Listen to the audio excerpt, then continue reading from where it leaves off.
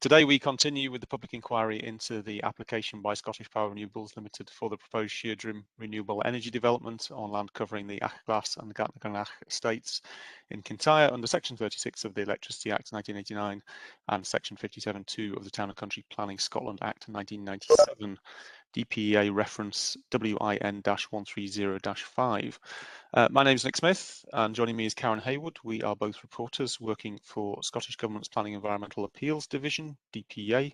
We have been appointed by Scottish ministers to prepare a report and recommendations for them about whether the proposed Sheirdrim renewable energy development should be approved or not. Let's firstly introduce everyone who's participating today, just to test the microphones. So, Mr. Innes, perhaps if you can introduce your team for the applicant, please. Yes, sir. Good morning. The applicant, in terms of the agenda, Mr. Graham Blackett, Managing Director of Bigger Economics, is likely to be leading on items 1 and 2. He's an applied economist with 30 years experience. He co-founded Bigger Economics in 2002. They have a particular expertise in considering tourism matters and also have considerable experience in the renewable energy field, having undertaken studies on behalf of the UK government and Renewable UK in 2012 and 2015 on the impacts of economic impacts of onshore wind. He has also done extensive work in the tourist sector and including working for organisations like Airbnb and others in assessing tourism impacts. He's also done direct work in considering the potential impacts of onshore wind and the tourist sector, and those studies are lodged before this inquiry. In terms of matter 3, which is coming up later this morning, I'm also accompanied by Gillian Arnott, who's the Senior Community Liaison Officer at Scottish Power Renewables. Scottish Power Renewables have a team which liaise with communities throughout the development, construction and operation of their onshore wind farms. Gillian leads that team and has recent, for example, experience in working in Argyll and Bute through the construction of the Benanturk 3 wind farm, and she has led the team that has liaised with local councillors, community councils through the construction of that particular project through the COVID lockdown. She's therefore very familiar with the area and the community councils. The team have also recently completed the Halsery wind farm up in the Highlands, adopting similar principles of engagement through the construction process. And whilst this section will be primarily dealing with the economics, if there are any questions that you may have about how that works, we'll obviously be looking at conditions later. But there is a process of community engagement is for SPR is very much not about broken up silos, but taking it through the whole process and trying to have the same people engage with the community throughout the process, which builds effective relationships and effective communication. And that's essentially Gillian Arnott's team and role. Those are the 2 speakers that will be doing the bulk of the speakers. I may, if you want, just get them to say hello, so that we're testing the mics, so they're Antonio. So I'll just get Graham Black. That'll be helpful, thank you. Yes. Hey, hi there, good morning.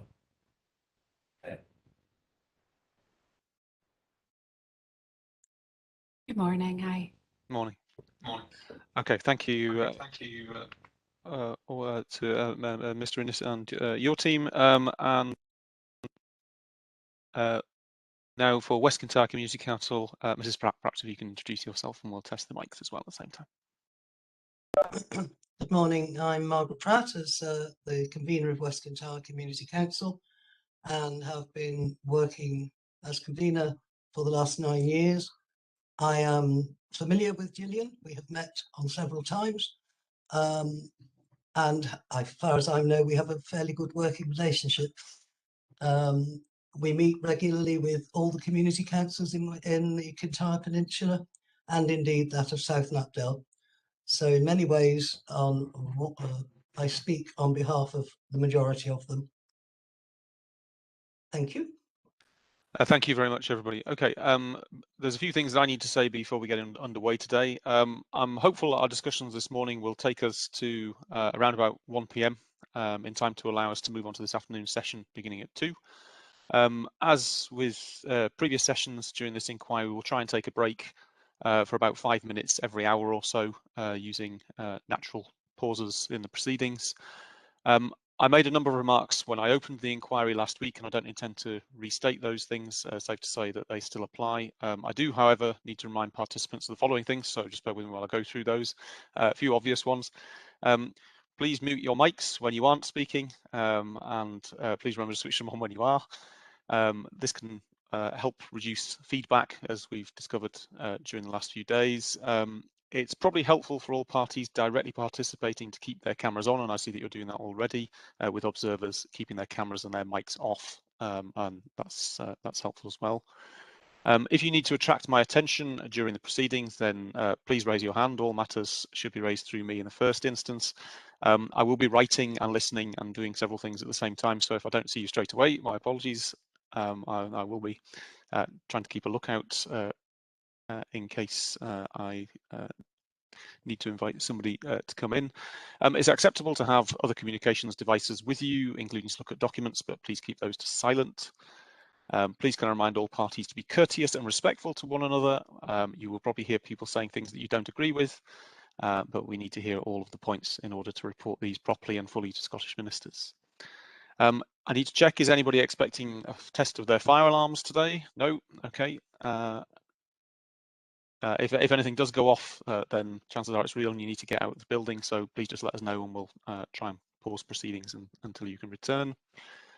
If any parties are taken ill during the proceedings, we'll pause to make sure the necessary medical attention is sought, and we may need to adjourn and reconvene later, and we'll discuss these matters as soon as possible with parties should they arise. So on to today, we'll be undertaking hearing session 1, covering socioeconomic, recreation and tourism effects. To date, we have had formal inquiry sessions where witnesses take the stand, give evidence and are cross-examined and re-examined. Today is a different format. It's a hearing session, which takes the form of a discussion chaired by me. Parties will be invited to give their views on the matters covered by the agenda, and we'll run through that shortly.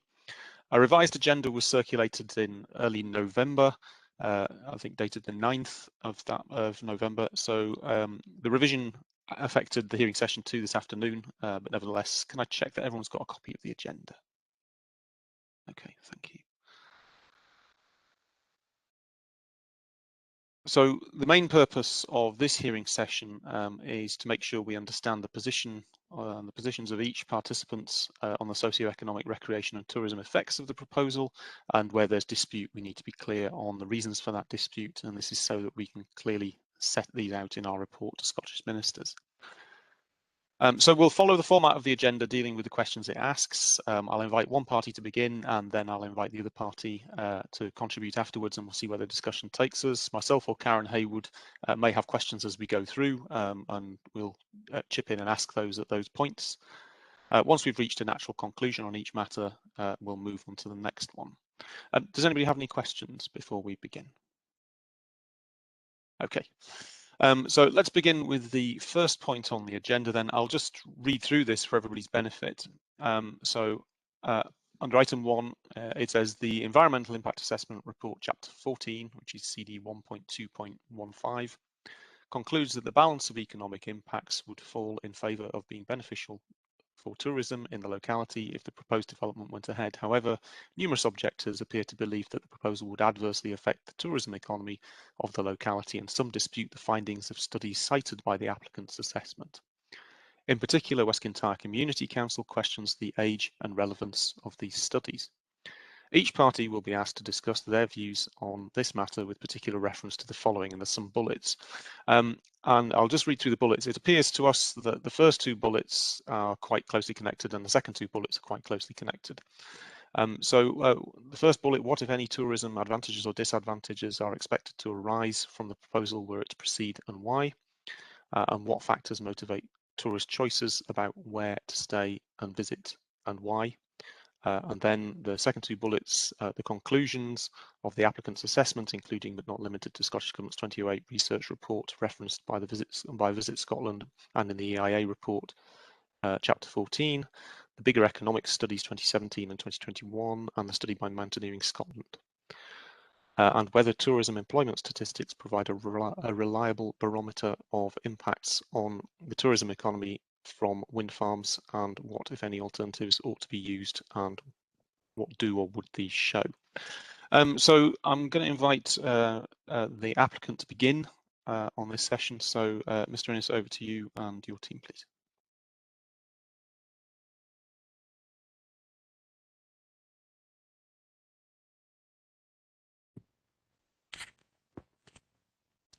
Good morning again.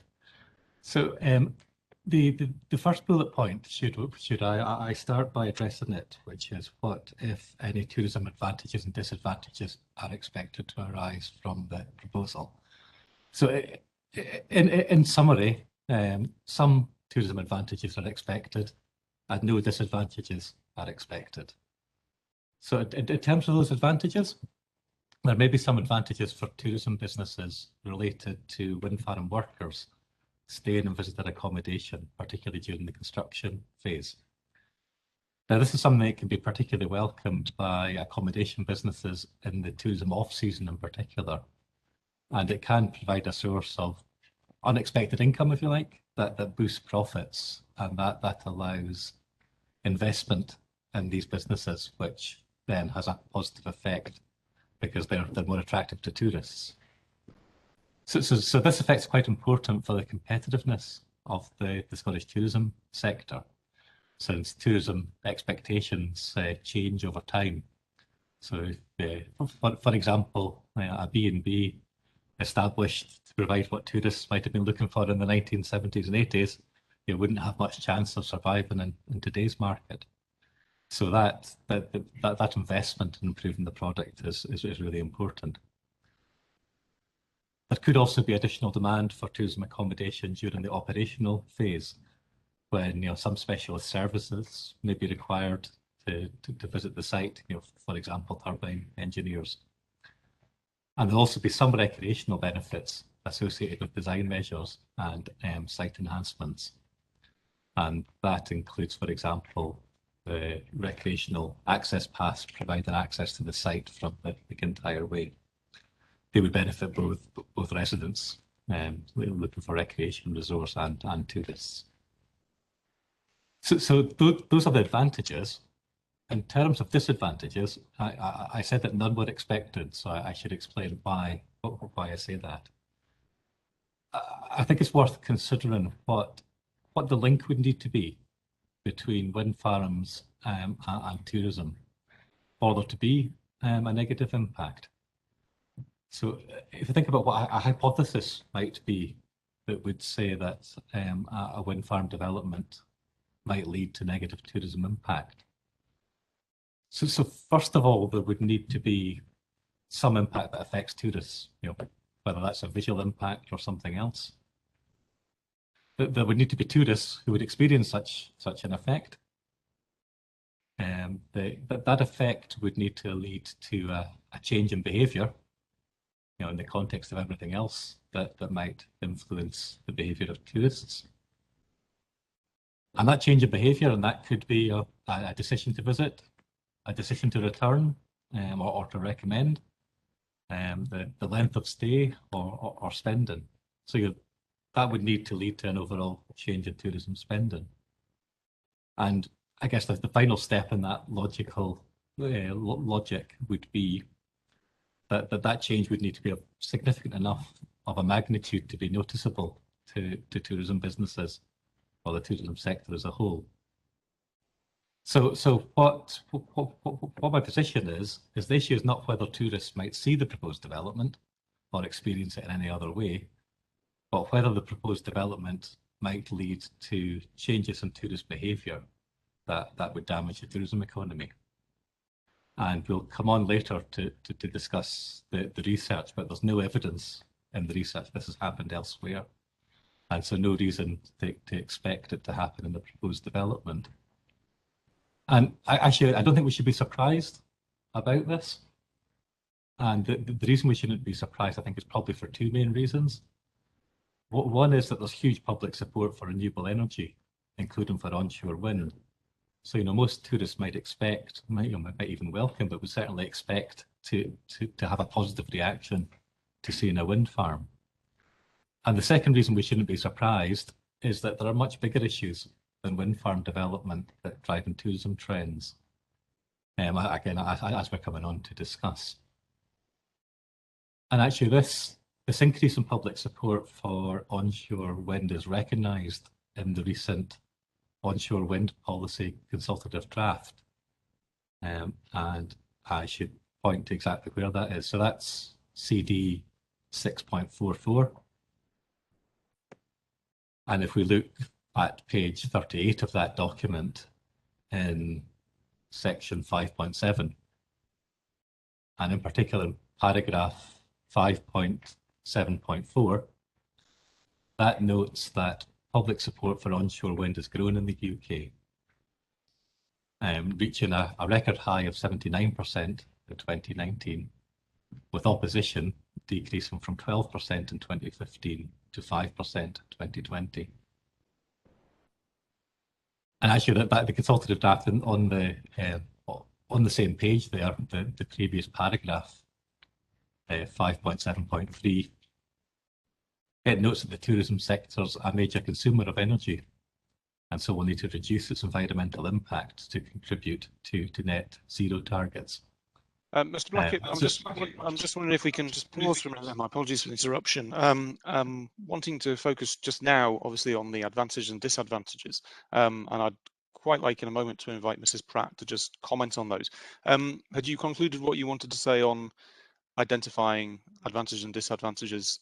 I'm aware, obviously, these things are connected and they naturally lead into other components which might more strongly fit under other parts of those bullets. Had you said what you wanted to say, or were there other bits that you need to draw to our attention?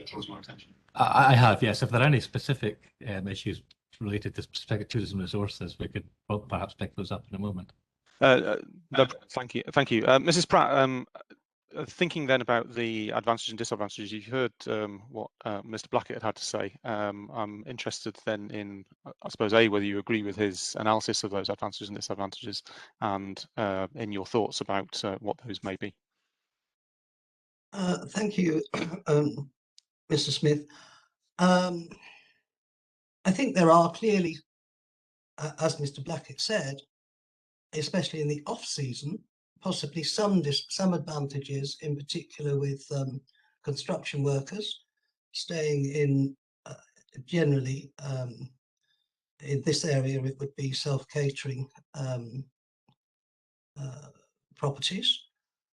Indeed, with BAT3 there certainly was in the middle of the pandemic, although that also had other problems for the whole community, but we don't need to go into that. So we don't, as a community on Kintyre, and this all of the community councils don't disagree with that. However, a lot of the construction period, in particular of the turbine construction, happens more in the, shall we say, the spring, summer months, autumn, rather than the midwinter, when we are heavily reliant in Kintyre on the rural tourism. We don't have large country houses, etc. We don't have anything else. The main reason that tourists come to this area is for the wild landscape and visiting. It's known as the gateway to the Highlands. So yes, I agree. There are some advantages, in particular in off-season, but this is of course short term. Whilst the wind farms are being built, and at some stage there will be a saturation point where there will be no more wind farms in the area. Therefore, this advantage suddenly goes away from these businesses that may well have increased their business, may well have increased their tourism their offering, and now they're left trying hard to manage in the months that they no longer have this income.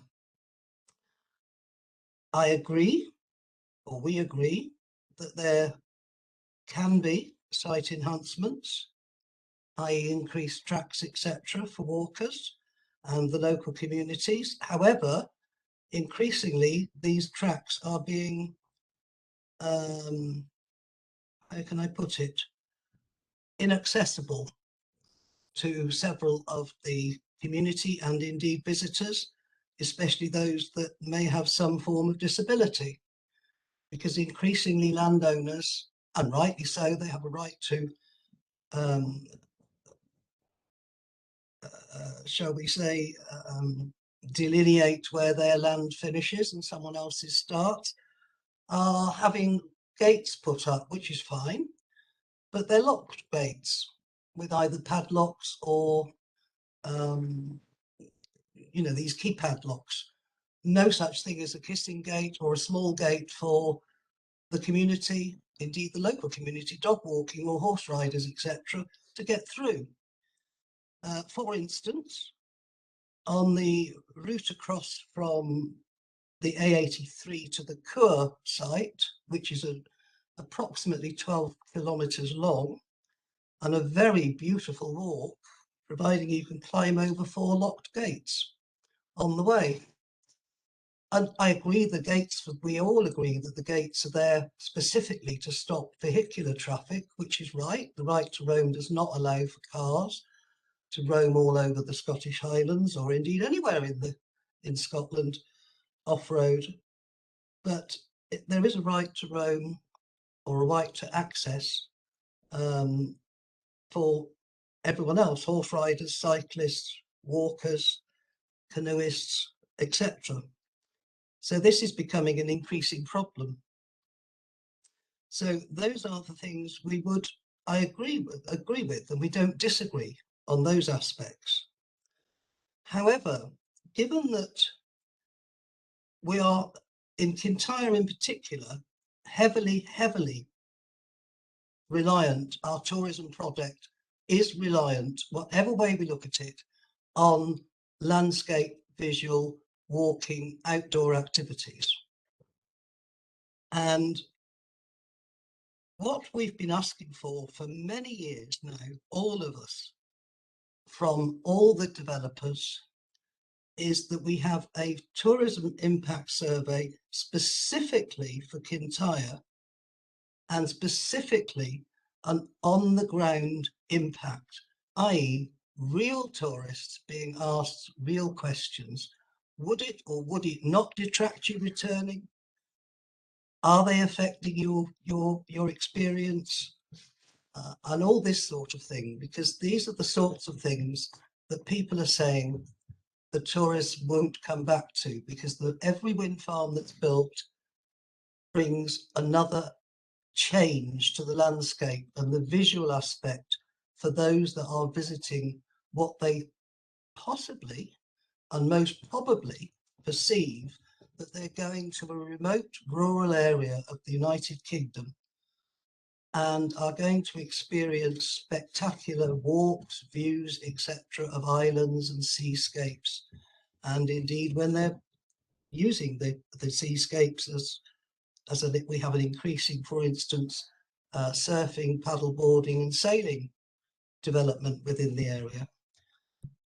And tourism, this sort of outdoor tourism, is our main way of saving this area. We suffer significantly from rural depopulation.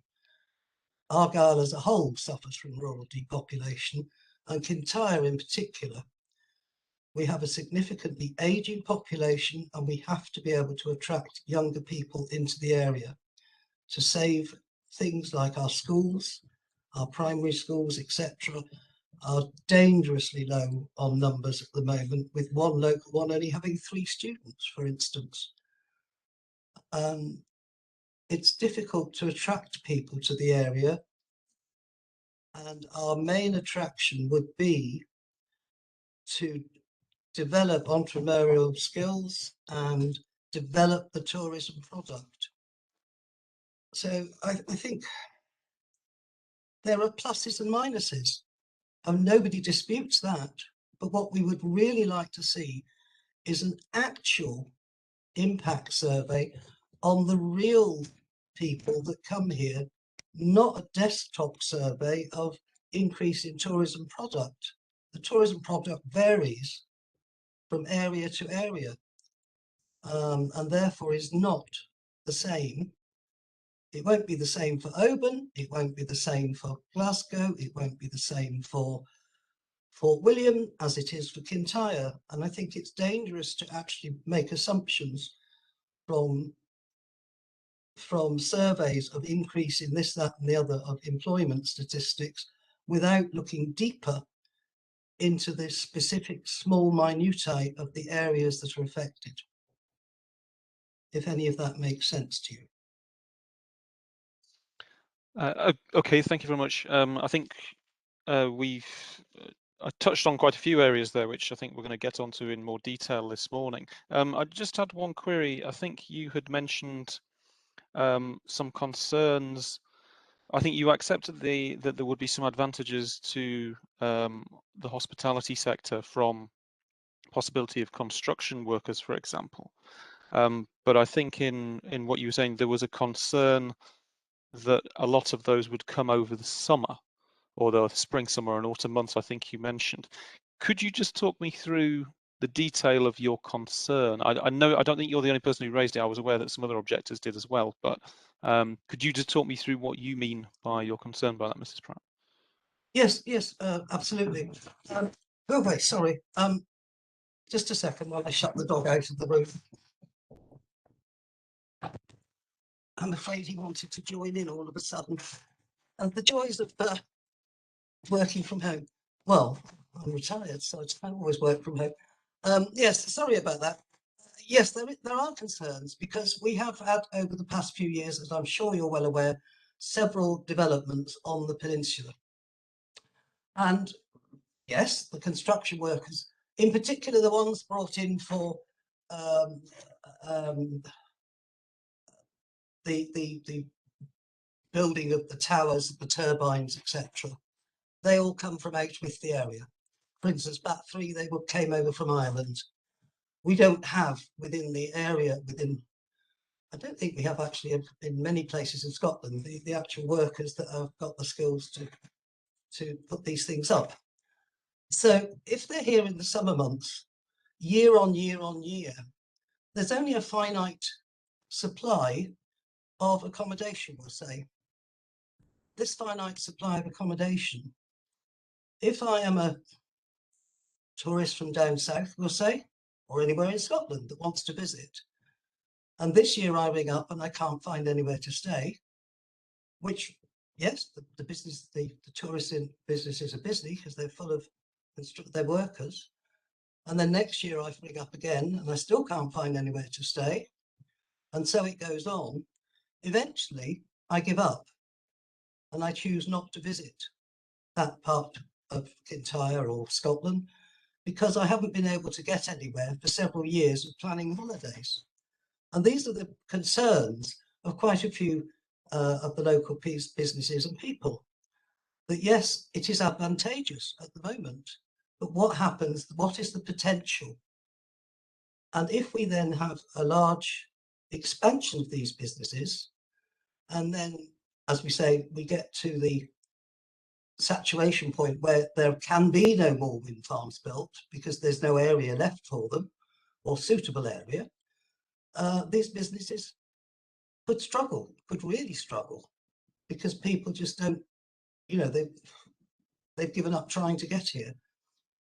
Or there are too many businesses now to support the tourism industry that's seeking to come. The other side of that is that construction workers, yes, as we said, they bring income as far as the accommodation goes, but they're less likely to bring income to the other tourism related businesses, such as the gift shops, the local cafes, etc., that also rely heavily on tourism, whether they're here on a daily visit or a weekly visit or an overnight visit. They are heavily reliant, especially in the summer months, on their cafes, their restaurants, their gift shops, having the tourists come in and purchase from them and therefore give them an income for the out of season. So those are the main concerns across Kintyre. It's not just West Kintyre, and as I'm sure you've indicated, there have been other concerns expressed from other people on this issue.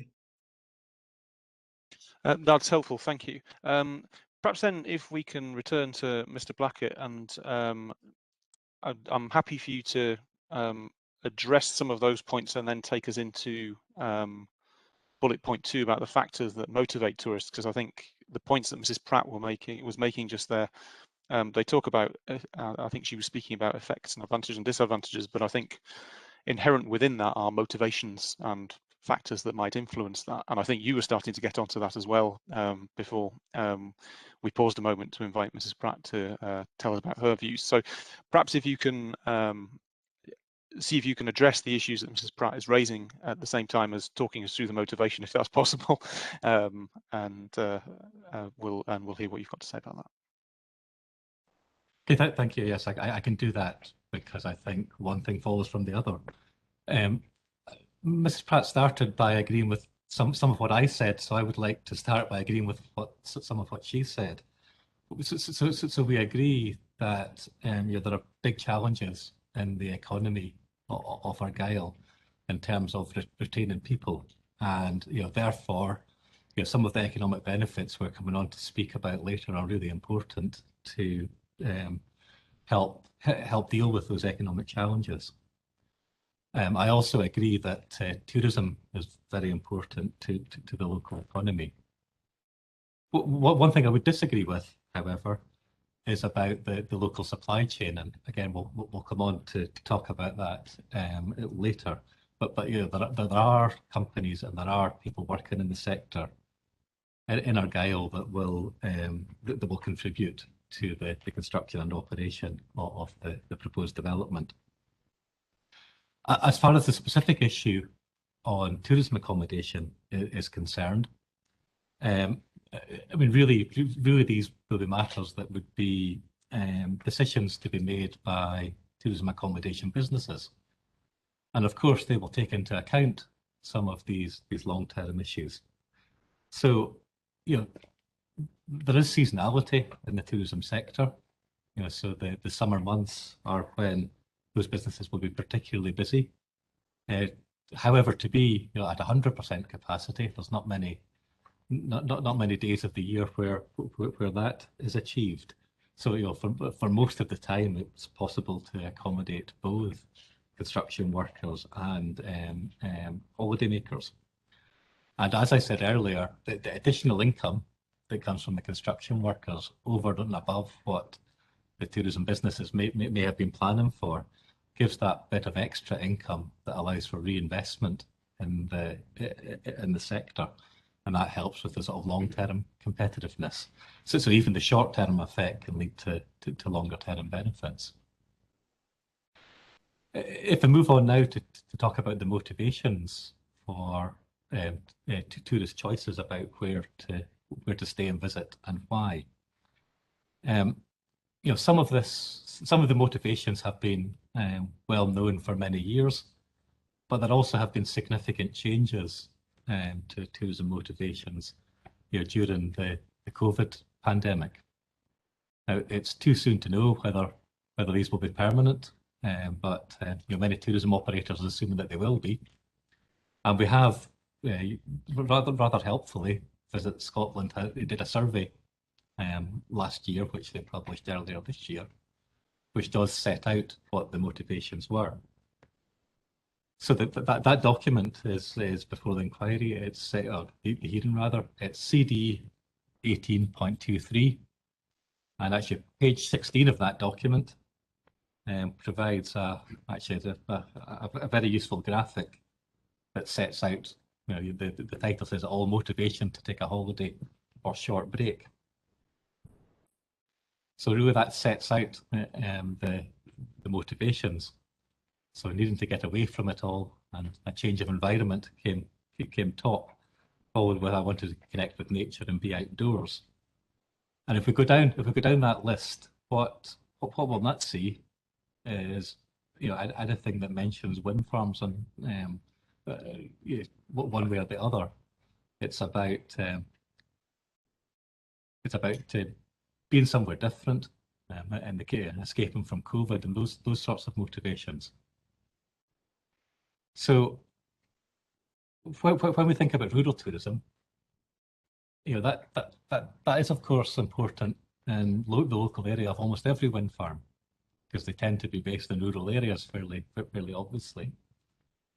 So as we'll come on to speak about, there's no evidence of adverse effects on tourism elsewhere, so we wouldn't really expect them here. So whilst the scenery is an important factor for rural tourism, the addition of a wind farm doesn't seem to have affected tourism motivations in other areas where wind farms have been developed. Could I just ask you about, you've just made that point regarding the Visit Scotland survey. Did it ask people whether they whether wind farms influenced the choices that they made, or even if it didn't ask them directly, did it have a question about factors that might influence them not choosing to go somewhere, for instance, or choosing one place over another? It didn't ask about wind farms specifically, but it was open for anyone who might have wanted to raise the issue. I mean, I could probably in terms of broader experience. I mean, as was mentioned in the introduction, we've been doing some work recently with Airbnb, and they obviously monitor what tourists are saying and, you know, what they're searching for. And what they're finding is very much consistent with the Visit Scotland survey, that you know, whether or not there's a wind farm in the area is not something that people are looking for. What is increasingly important, however, are environmental issues more generally.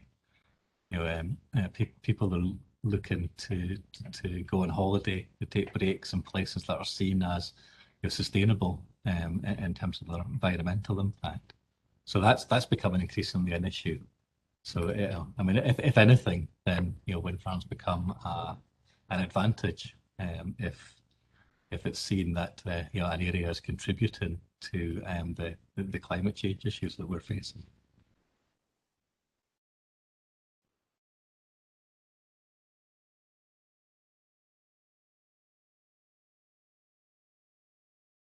Okay, thank you for that.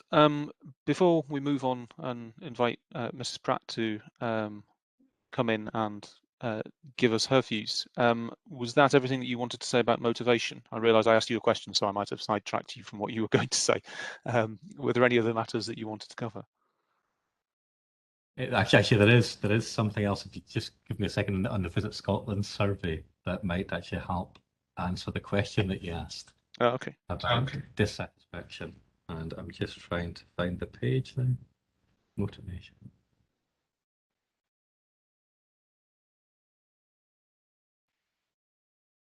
So that is page 42 of the same document. So 32, sorry. Yeah, so page 32 of the Visit Scotland study. So that's CD 18.23 again. That lists reasons for being very satisfied with the trip. So I guess that's getting a bit deeper into you know, what it is that people enjoy during the trip. So beyond the initial motivation. So hopefully that helps address the question.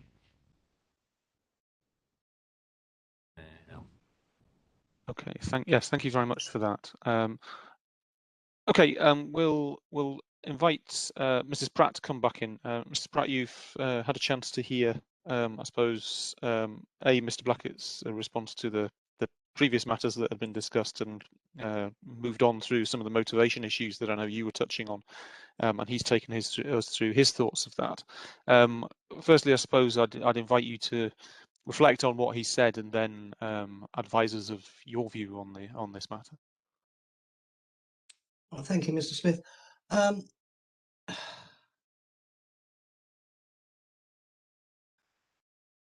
Yeah, I know Mr. Blackett's drawn our attention to things like the Visit Scotland survey, but again, our biggest issue is that nobody seems to be asking the question of tourists, the real question. And as I say, on reflecting back, I don't think there's any dispute that we're all aware, and even more aware of the environment, and are needing to help preserve it. Nobody's in dispute on that one. But there is a real need. For instance, the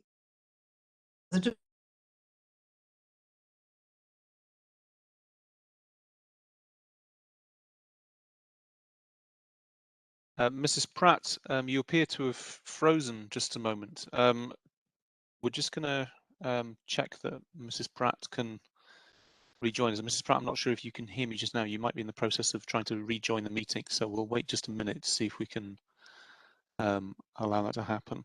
Callum, are you able to contact Mrs. Pratt at all? Yep, I'll just give it a second or two just to see if she joins back. Ah, there. Mrs. Pratt, we can see you again. Let's check we can hear you. You all vanished and a little orange triangles appeared. We can see and hear you again. I think you'd just begun to speak. I think you were. I think I'd written down there is a real need for, and then and then we lost you. So I think if you just please take a moment Yes, to yes. just remember where you were, and when you're ready in your own time, then please continue. Yeah. As Mr. Blackett said, nobody seems to, as yet, even the Visit Scotland survey, actually physically ask the question of people: would the proliferation, shall we say, of wind farms in an area rather than a wind farm in an area put you off future visits or thinking of visiting an area? And this is the issue that people are bringing up time and time again on Kintyre, is not the fact that we have a wind farm or even one or two wind farms. We have a significant number of wind farms, and the belief is, rightly or wrongly, because nobody has ever surveyed it, actually on the ground and with real people, rather than desktop exercises of how many businesses have increased their staffing levels, which may just be a local pub 20 miles down the road for all we know, whether it would stop them making the choice to go on a rural, remote holiday in Scotland, as it happens where we are now, any more than if I was going to America or somewhere. Would I research the area properly before I go? And for this reason, because of the number of applications that we are experiencing within the area, and the fact that we have significant tourism related services such as the Kintyre Way, which is a national 100-mile long distance walk, the complete length of the peninsula from Tarbert down to the Mull of Kintyre and Southend, whether it will start in the future to detract people from coming to spend 7 days, which is what it takes to walk the Kintyre Way in its entirety, walking along a peninsula with spectacular views, and we don't dispute any of that, across to the islands, etc. That's part of the selling point of coming, when they will spend every day of that 7 days either walking through or looking at large wind turbines rather than remote area that they thought they were coming to visit. So these are the things. It's difficult to put it into words really, but these are the ways that people are coming over to us. That I visit, oh God, there's another wind farm gone up, you know, I mean, there's been two, for instance, 2 more this year come online. So our concerns are the proliferation and therefore the potential, and the word is here potential, but without proper surveys, it's impossible to actually either confirm the developer's view or confirm the local community's views. You can't disprove something unless you actually try to look at the information in the first place. So would you be, I suppose, dismissive of, perhaps that's the wrong word, but would you, Mr. Blackett has referred us to this, the Visit Scotland survey, which asks what appears to be a fairly extensive range of questions. I think my understanding from it, and I'm happy to be corrected, is that it did cover the whole of Scotland, so it wasn't necessarily to any specific locality. Should we not have strong regard to that in your view? Does it ask the right kind of questions? Can we glean at least some of the information that you're talking about from this, or not? I think you can glean possibly some, but you can't possibly glean the actual response regarding large numbers of wind farms in a specific small area. And indeed, it would be interesting to know in reality how the Visit Scotland survey, you know, how they contacted people. For instance, all Visit Scotland offices in this area have been closed. We don't have Visit Scotland. So if it's done from people visiting their actual offices in the areas, there is not one in, I'm trying to think where the nearest one might be. It's closed in Tarbert, it's closed in Loch Ilphead, it's closed in Campbelltown, it's closed in Inverary. So we don't have any such thing as the Visit Scotland office for tourists to go into. Therefore, how did they find the tourists in the first place?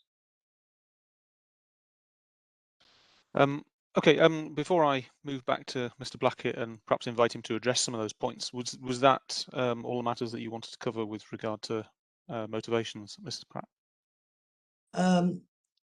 Yes, as I say, the real motivation we understand from our tourists is that they come to visit a remote rural landscape for outdoor activities.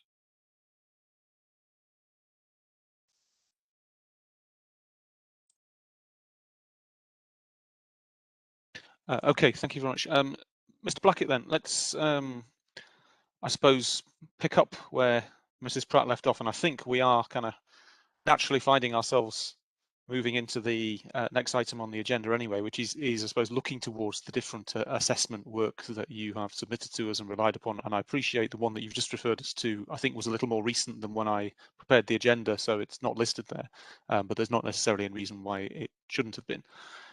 Perhaps if you can then just address the points that Mrs. Pratt raises then, and use that to bring us through into the next bullet on this part of the agenda, and pick up the points and introduce the various bits about the different research that you've relied upon. Okay, thanks.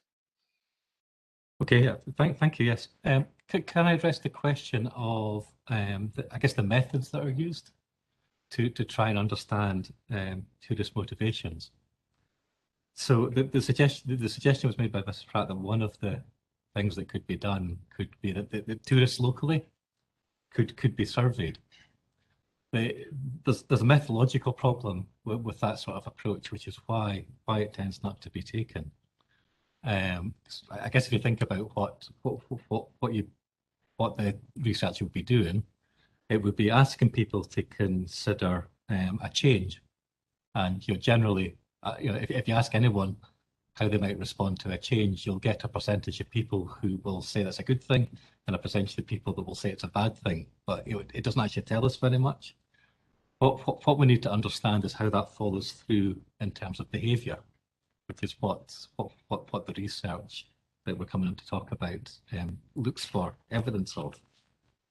And I guess the other reason that it's quite a difficult thing to do is that, generally speaking, any research in social science, including in behaviour economics, finds that people are really bad at predicting what their own behaviour is going to be. So asking attitude type questions isn't really a very good indicator of what people then actually do, and might explain why there have been differences in some of the findings in the research that we'll come on to talk about. But one thing that can be done is people can be asked generally about their experience. And earlier when I was referring to the Visit Scotland survey, I didn't quite scroll down far enough to take you to page 34 of that document. So that's CD 18.23 again, the Visit Scotland research. And what that summarises is the answers to questions about what dissatisfied tourists about their trip. So you know, if tourists were dissatisfied because they saw wind turbines, this is the sort of place that research would pick it up. Because it's not even asking people about whether they're going to change their behaviour. It's just asking if there's anything they didn't like about their trip. So as you can see in that list, there's no mention of anything to do with wind farms in terms of actual tourists visiting Scotland and the things they're dissatisfied with on their trip.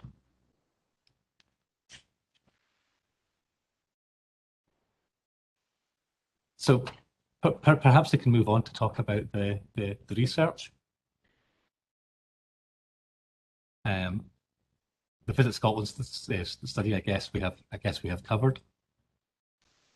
And I guess in summary from all the research, none of it finds evidence of adverse impacts on tourism. And I think probably as I've already said that we shouldn't be surprised about that because of the high levels of public support for renewable energy. Because wind farms are well established in Scotland, I guess if the other side of that, if there had been if there were adverse effects, we would expect to be seeing evidence of that by now. And again, as I've already said, the factors that determine the success of tourism, the motivation of tourists, that they're not to do with the presence of an onshore wind farm or otherwise. It's other things. The agenda made note of several specific studies, and perhaps I can address those one by one. The first one that was mentioned was the Moffat report, the Glasgow Caledonian study. So that's CD 01.2.15. Widely known as the Moffat report, and this is a report that was based on perceptions. So this did survey tourists about what change of their behaviour might be if wind farms were developed. And this was undertaken in 2008. In fact, the research would have been 2007 because the report was published in 2008. Now, it didn't find any evidence of adverse impacts. What it did find was that for a minority of tourists, suggested that they might change their behaviour if wind farms were developed, and obviously that would result in adverse impacts on tourism if that had happened. But this hasn't been borne out by what's actually happened in Scottish tourism since 2008, since this research was undertaken, where we've had growth in the tourism sector whilst wind farms have been developed. I guess it should also be pointed out this study is now quite dated, having been published in 2008. So whilst it's interested in terms of telling us something about what people's perceptions were back then, that we can then look to see whether that's been realised or not, and conclude that it hasn't. It is an old study, and because of that, Bigger Economics decided that maybe there was a need for more up-to-date research. And we work in both the energy sector and the tourism sector, so if you like, we've got an interest in understanding whether there's a link between the development of the two sectors. So we've published reports in 2016, 2017, and recently this year that's looked for evidence of any harmful effect, well, actually any link at all between the tourism sector and wind farm developments. the agenda mentions both the 2017 study and the 2021 study. Maybe if I can go to the 2021 study, because it also includes an update of what we did in 2017. So, you know, as on the agenda, the document references CV 18.18. So what this research did, well, I guess it started by noting there's been a big increase in wind farm development, you know, in the last decade or so, to take us up to 8 gigawatts of installed capacity. And during that decade, there's also been a big increase in tourism employment. So it's increased by almost 20% in the decade to 2019. So that takes us up to, if you like, the pre-COVID period. So, you know, that suggests that the level of the Scottish economy as a whole, there's no particular conflict. We've had both growth of wind farms and of tourism employment. What the research also did is it looked at individual wind farm projects. So we identified 16 wind farms, and, you know, we kind of set a limit of 10 megawatts. So we looked at only the projects above 10 megawatts that had become operational between 2015 and 2019. So yeah, there were 16 fell into that category. What we then did is we looked at trends in tourism employment in the locality of those wind farms, which we defined as being approximately a 15-kilometre radius. And what that found, that for 11 of the 16 areas where there'd been wind farm development, there'd been more growth in tourism employment than there had been for Scotland as a whole. Looking at a different measure for 13 of the 16, trends in tourism employment in the area had outperformed the local authority area in which they were based. So that would suggest in those 16 cases that there was nothing to be concerned about in terms of the tourism economy. What we also did in the 2021 report is we looked back at the research we published in 2017 and re-examined the 28 wind farms that were included in that study. And again, that found that for the majority of the cases, tourism employment had outperformed, you know, the local authority area. Interestingly, what it also did is that study had found that there had been 6 areas where wind farms had been developed where, you know, tourism employment had underperformed when we looked at it in 2017. And actually, when we looked at the more recent data, you know, all of those areas had done better than the local authority areas in the recent years. So, you know, this suggests that there isn't anything to worry about in terms of impacts on the tourism sector, because we now have 44 case studies of actual wind farms where we've looked at tourism employment and found no relationship between tourism employment and wind farm development. You know, if anything, there's a positive relationship, but I mean, I don't think there's enough evidence to be making claims of a positive impact. But I think we can confidently say that it's sufficient evidence to rule out negative impacts. You know, whether we look at the Scottish economy as a whole, whether we look at different local authority areas, or whether we look at the locality of wind farm sites. The final study mentioned in the agenda item is the Mountaineering Scotland report, and, you know, I'd be very happy to address any detailed points about this. I would suggest that this is a document that not too much time should be spent reviewing. The author of the report has objected to several wind farms that I'm sure you will have met him at previous inquiries and hearings. He's not appearing at this hearing. I think we can reasonably assume he's not overly concerned about this proposed development as far as mountaineering tourism is concerned. This report's a bit different from the others, and it doesn't undertake any original research. What it does is really a commentary on existing research. And Dr. Gordon clearly doesn't like, the author of the report clearly doesn't like the findings of the other research. He attempts some analysis that I think can be fairly easily dismissed, and there are many examples throughout the report of that. Perhaps I can pick up just one to demonstrate the general point I'm making. There's a figure 6 on page 17 of his document, where what he does is adds together findings from various studies to try and show some sort of trend.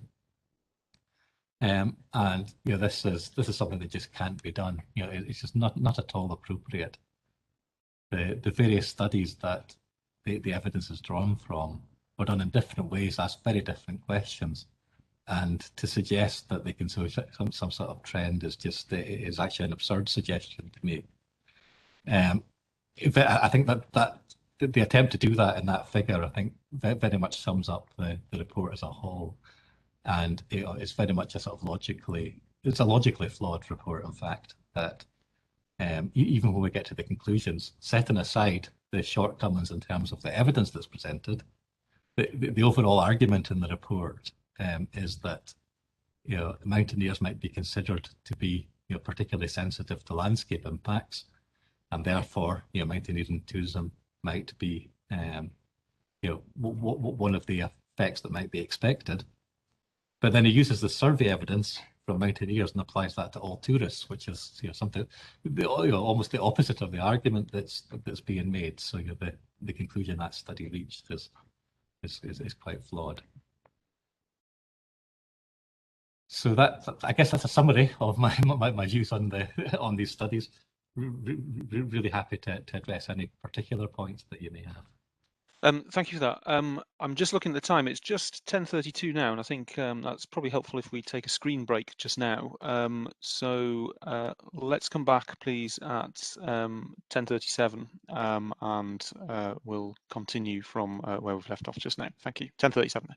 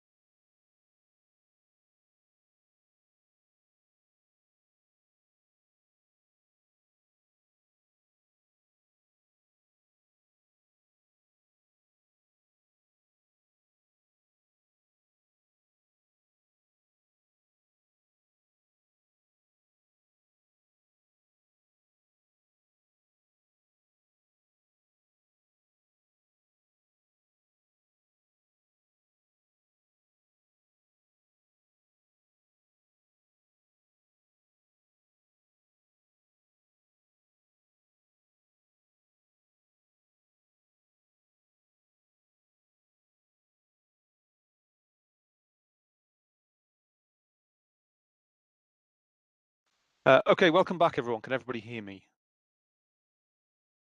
Yeah, great stuff. Okay.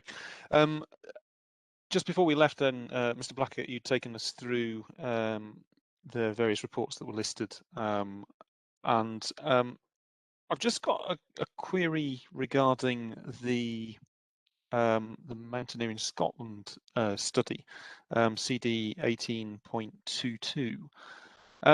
Within that document, I'm looking at paragraph 5, which is on page 3 of the document, and I'm happy to read it just now. It says, there is no simple answer to the question of whether wind farms affect tourism or recreation, which I think appears to be relatively consistent with, I think, your initial statement, albeit that you went on to qualify that with the research that you felt there was no, you couldn't conclude a negative effect.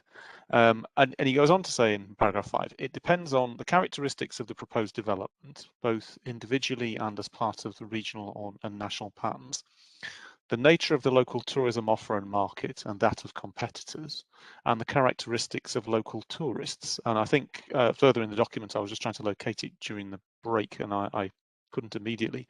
But I think he goes on to say that many of these decisions depend on what people wanted in the first place, and if they wanted a particular thing which they perceive is no longer available, perhaps as a consequence of wind farms being present, then they will go to where it is, and there'll be a number of other people who aren't really bothered.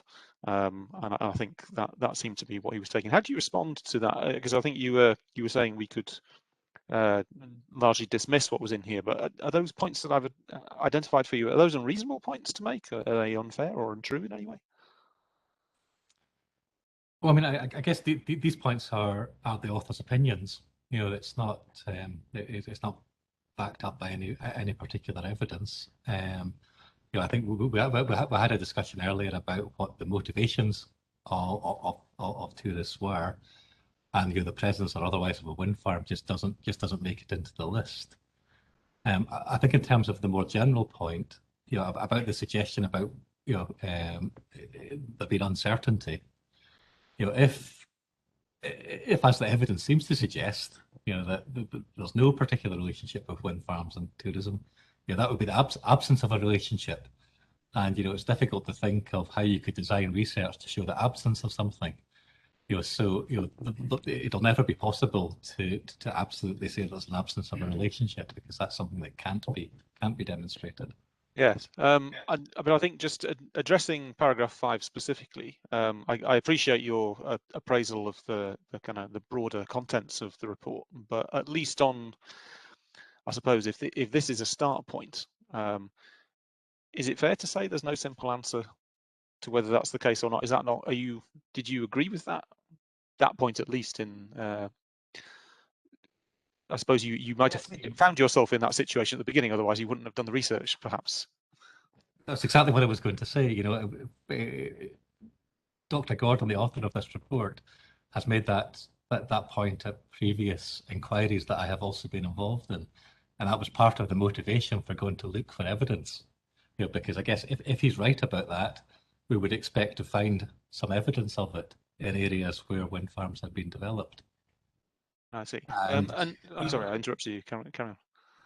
I was going to say that it's not before this inquiry, but you know, he has subsequently developed his argument. I think there's a more recent version of this report that he's put together for other inquiries, and you know, he suggests in it that based on our 2017 report, that, you know, I think I mentioned when I was summarising the findings of it, that out of the case studies we looked at there were 6 where, you know, the areas had underperformed compared with the local authority areas.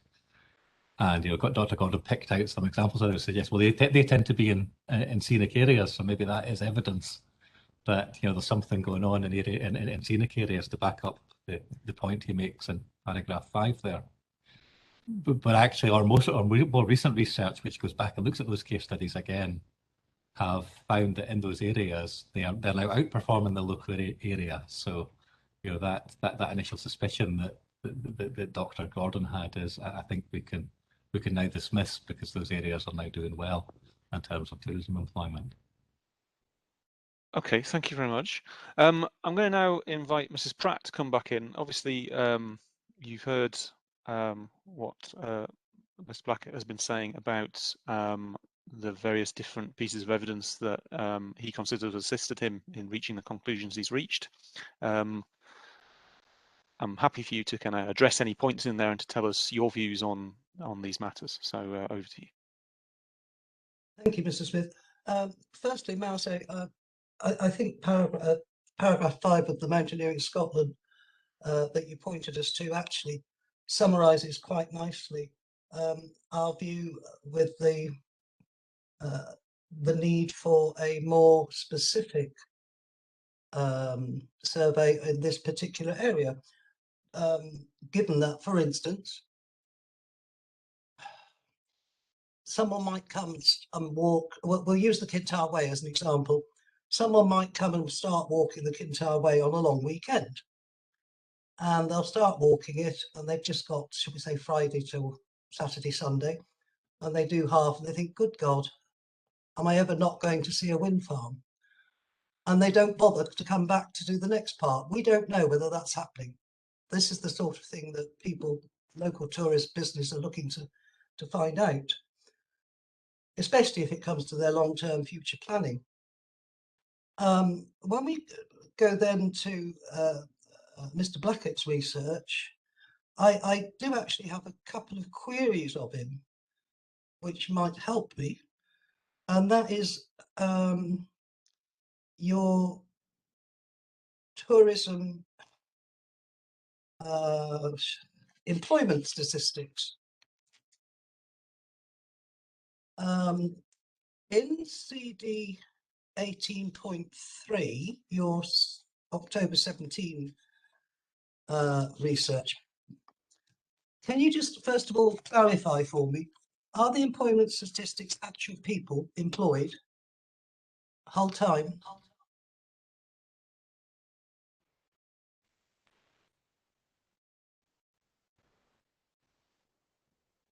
So I guess on I was hesitating there because I know the next point on the agenda is looking in a bit more detail at the tourism employment. I'm happy for you to answer it just now. I think it probably assists Mrs. Pratt in her answers to the previous point. So I'm happy for you to answer it just now. Yeah, so it's employment in sectors that are related to tourism, so and there's a definition of those. I think there are 15 subsectors, the biggest of which are tourism accommodation, and bars and restaurants are next.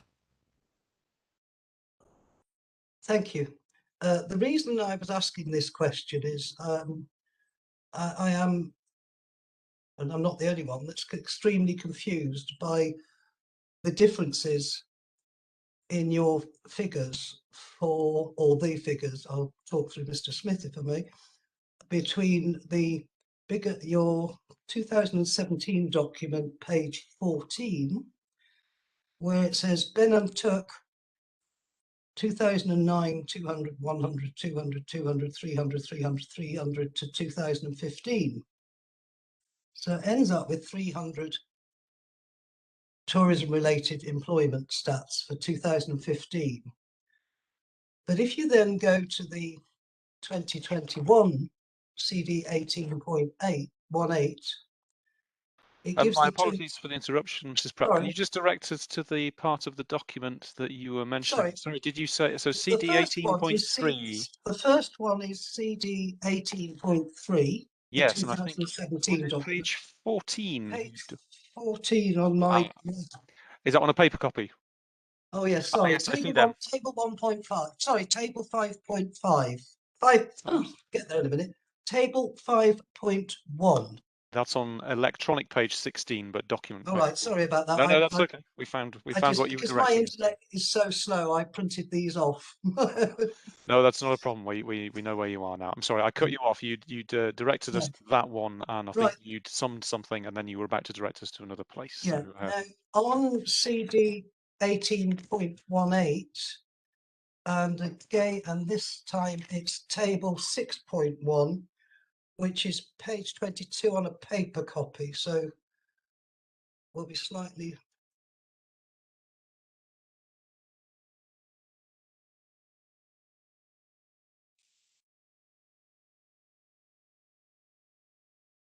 I'm sorry, I missed your paper copy page, and it was Paper tables. copy 22, page 22. It's table 6.1. Table 6.1. Just a moment.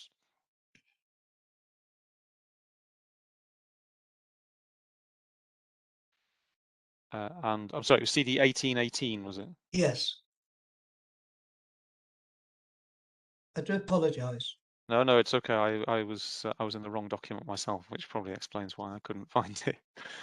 I'm sorry, just bear with me a moment while I scroll to that. Yes, table 6.1 or 6-1 that is on electronic. Yeah, sorry, control. dash one. Yeah. That's fine. Sorry, please continue. You seem to have a rather large difference between the numbers employed in 2015 at Ben and Turk as 480 as against 2015 in your other document as 200. And then you jump up to 2019, 485. And we have the same huge difference on those same two documents between Alkderg, which you state on your first document, your 2017, there was 200 employed in tourism-related employment. And in 2015, and on your later document, the 2021, it's gone up to 685. Is there an explanation from anybody as to how this difference is suddenly appeared? Mr. Blackett, perhaps if you can help us with that then. There's probably a couple of things will be helpful on this. If we start with the 2017 report, the table you're looking at there, you can see the numbers are quite round. You know, you think, well, that's a bit suspicious. It can't be that precise, surely. And that's because the data that was used at that point, you know, that's rounded data. Although sitting behind that are more precise numbers. And so the percentage change that we apply to it is based on the more precise numbers.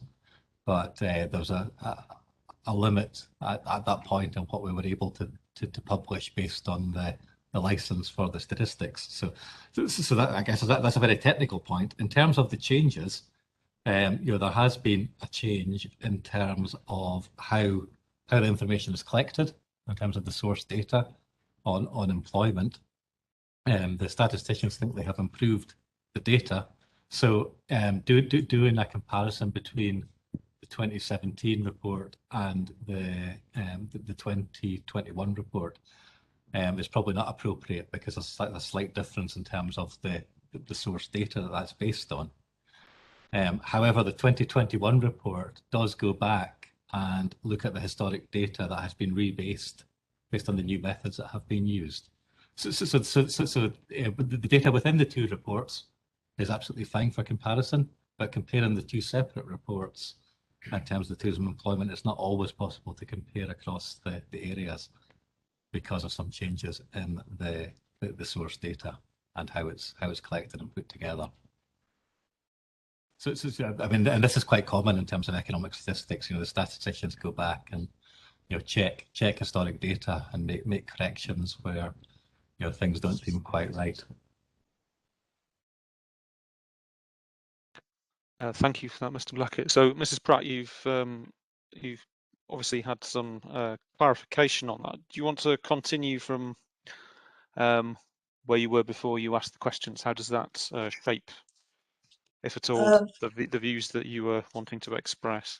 I'm not sure that as a community we would agree with those sorts of figures, but especially in our local area, especially with Ben and Turk. Oops, nearly lost you again. We can see you and hear you. Can you It's see all and right. hear us? Sorry, it just flashed it It flashed on and off. I think I might have a slight hiccup with our local internet today, which happens regularly, unfortunately. Okay. Right, where was I? So it doesn't really clarify it, because I was married to a statistician, so put it this way, I know full well what statistics can and cannot do.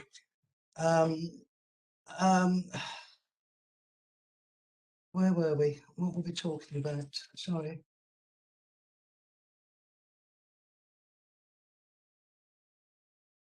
Yeah, as I went back, I think the Mountaineering Scotland actually does say what we were seeking in this area in particular, and I think I think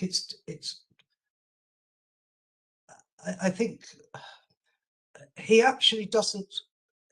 I don't believe in that report that he actually purports to say that he's an expert and he was reviewing, in our view, the relative information available to us, the communities, as well as your good selves, on the differences and the way that statistics and things are collected. And really, I don't think there's a lot more I can say on this one. Can I just ask you something? Obviously, I think you've expressed to us, I think, the nature of what your concerns are on this matter. And Yes, one of the yes. points that Mr. Blackett makes is that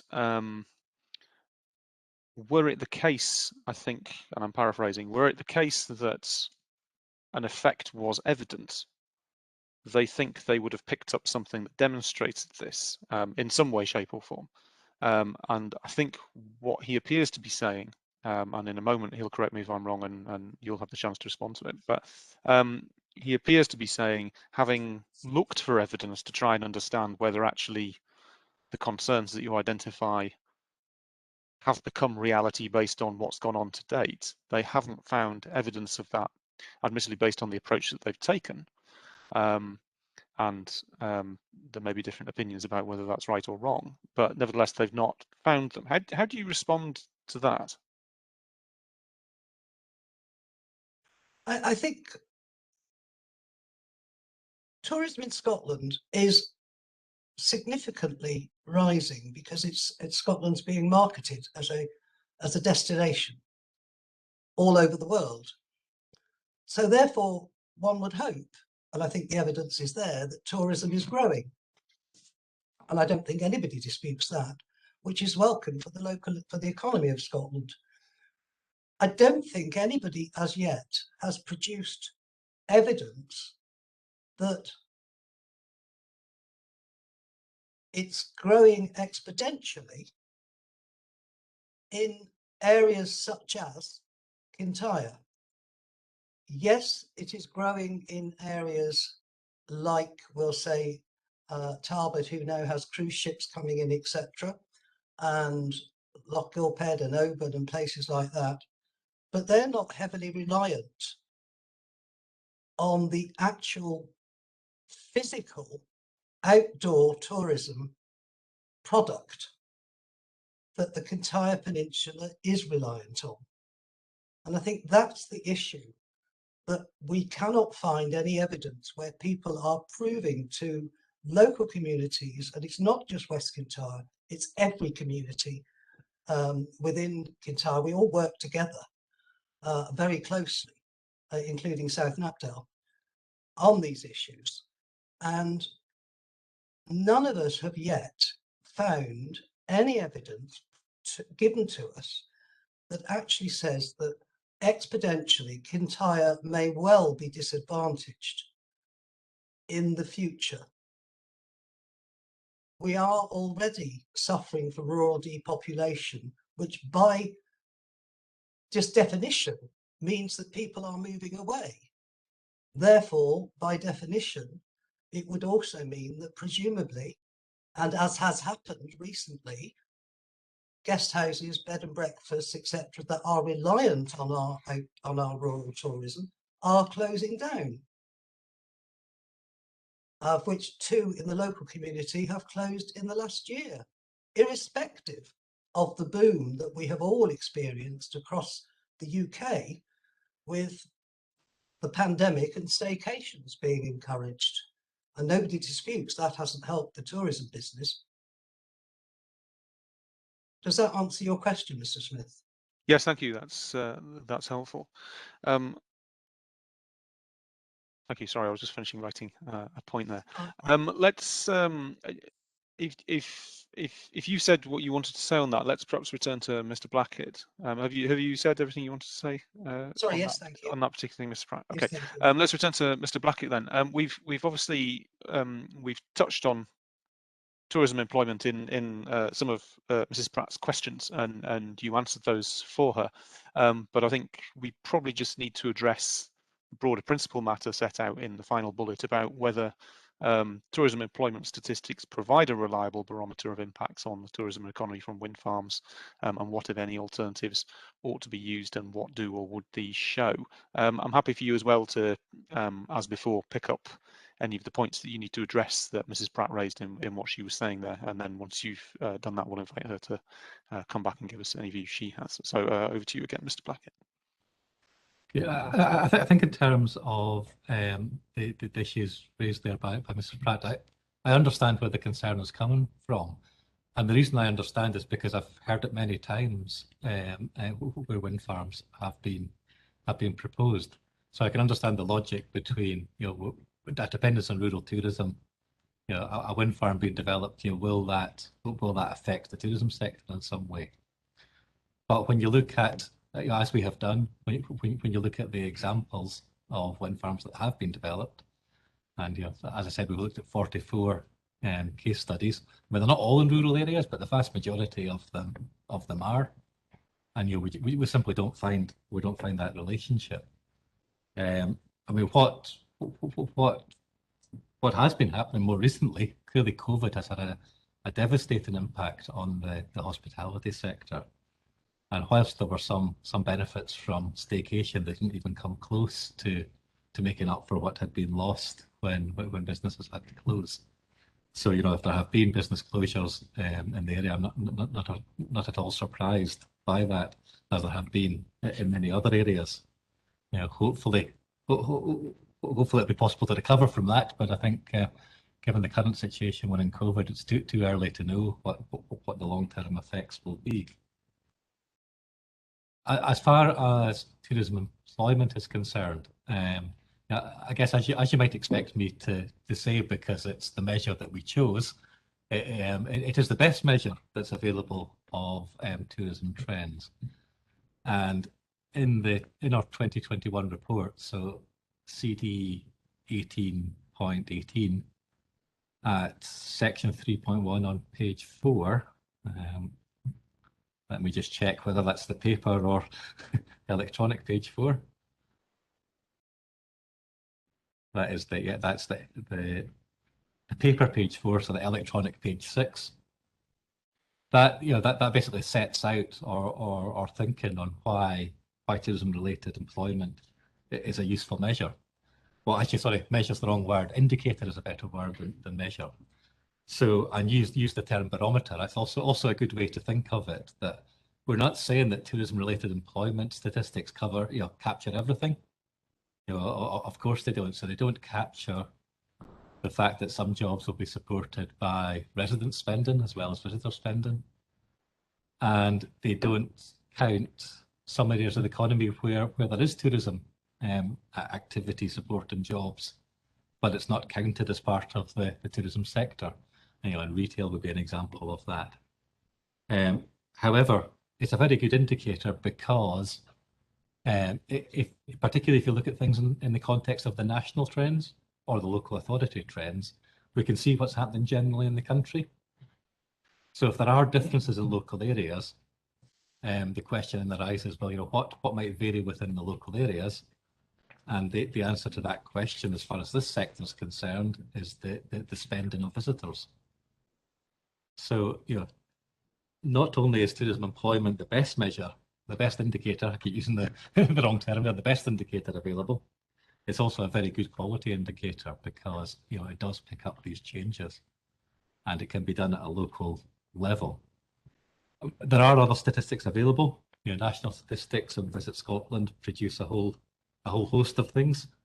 Visit Scotland produce estimates of visitor numbers, for example, and visitor spending, and that's based on surveys of both UK and overseas tourists. But they're not available at the local level because there's big national surveys, and actually even at the regional level, they're not so reliable because the sample sizes aren't big enough. There's also statistics available on a tourism occupancy studies and sort of visitor attractions. But the thing about them is that they don't cover every establishment, they don't cover every visitor attractions. So they only give a bit of evidence. So we have looked at those, and in fact the environmental impact assessment did focus in on sort of individual tourism assets, but there are not many in this particular area that we have published data for, and therefore that's not available as a source. So really when it comes down to it, the best measure of the health of the tourism industry is employment in the sector.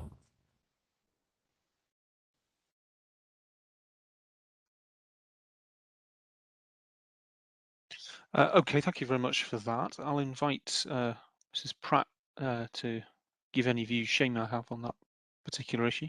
Mrs. Pratt?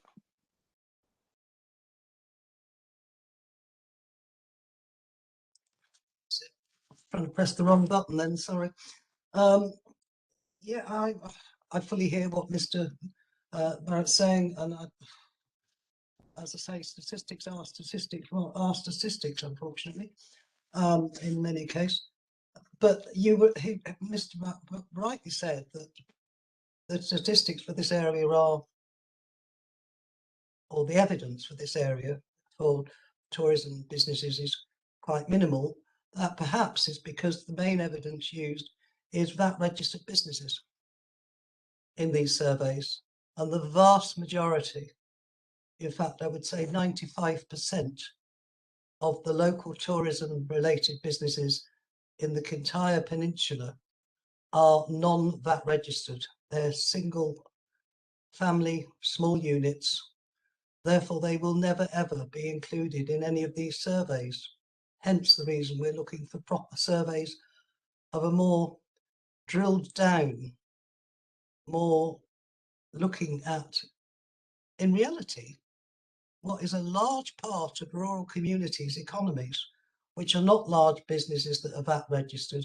They are small individual businesses, we'll say gift shops, guest houses, cafes, small pubs, etc., small shops that might just be run by a family or employ one person but are not VAT registered, therefore never can appear in any of these statistics and surveys that are used, which is to be regretted in an area that is, in the main, reliant on this type of business. Mrs. Pratt, could I just check, you've referred to the VAT registration issue there. Are you saying that a business that employs people that is not VAT registered would not appear in the tourism employment statistics that has been referred to? As far as we understand, and I stand to be corrected on that, but as far as we understand reading the reports, this is what they say. Okay, I think Mr. Blackett was nodding his head there. Mr. Blackett, do you want to come back in and clarify that point for me? Yes, I can see where the confusion arises from the source material, because it does say that the statistics might not include businesses not registered for VAT or pay-as-you-earn schemes. But that doesn't mean that it doesn't include VAT business. That doesn't mean if a business is not VAT registered that it's not included, because it could be pay-as-you-earn registered, and so right, any business that employs someone would expect to be pay-as-you-earn registered. And can I check? Sorry.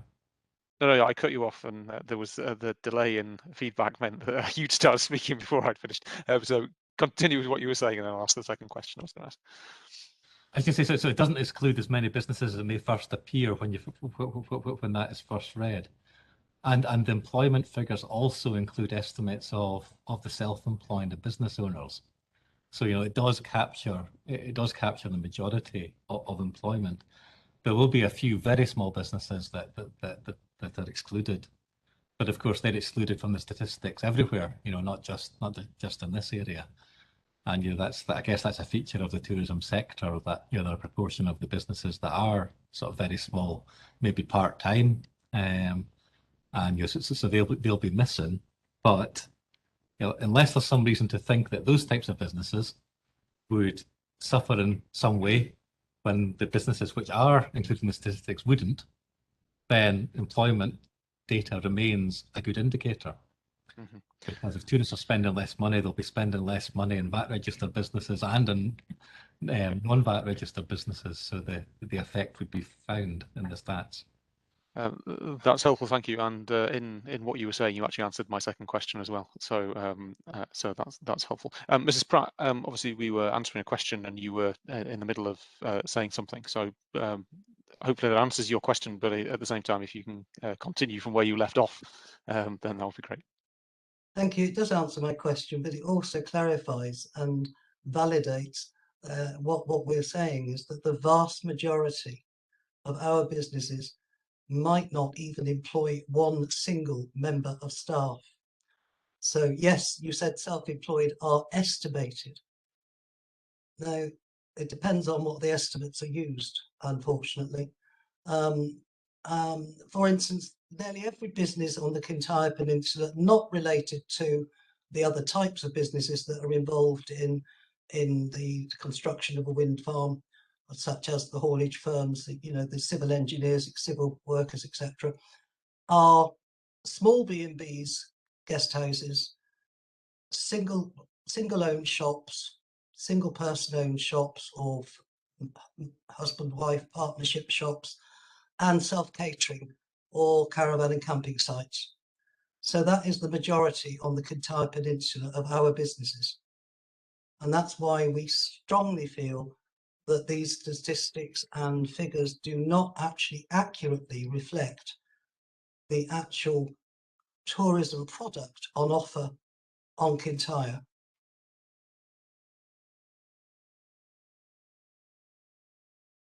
If that answers your question, Mr. Smith.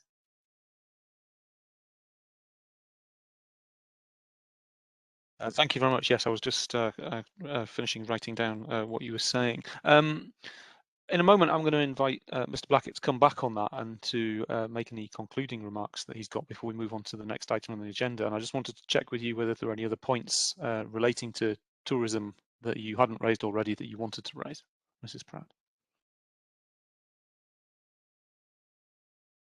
I think you're on mute. Oops, sorry. Can hear you now. There we go. Oh, sorry. No, I don't think so. Thank you very much. Okay, thank you. Mr. Blackett, then, I'll invite you to round up and to just conclude on some of the things you've heard. Obviously, there's been a little bit of discussion backwards and forwards about the matters that Mrs. Pratt raised just there. So I'll invite you to respond to those and then to conclude more generally before we move on to item 2. On the specific issues, the types of businesses that Mrs. Pratt described there, the vast majority of those would be picked up in the statistics. A guest house, a B&B, apart from the smallest B&B, are likely to be either registered for VAT or pay-as-you-earn schemes, even if they're only employing a couple of part-time people. So there's no particular reason to think that something's missing in terms of what the data picks up. Looking at the actual numbers for the areas, we can see that because they're in the hundreds, and there aren't large businesses in the area, so they must be coming from the smaller businesses. So I think that's a specific point. I think just more generally, I think we covered the evidence that I wanted to cover. Looked for evidence for effects and not found such evidence.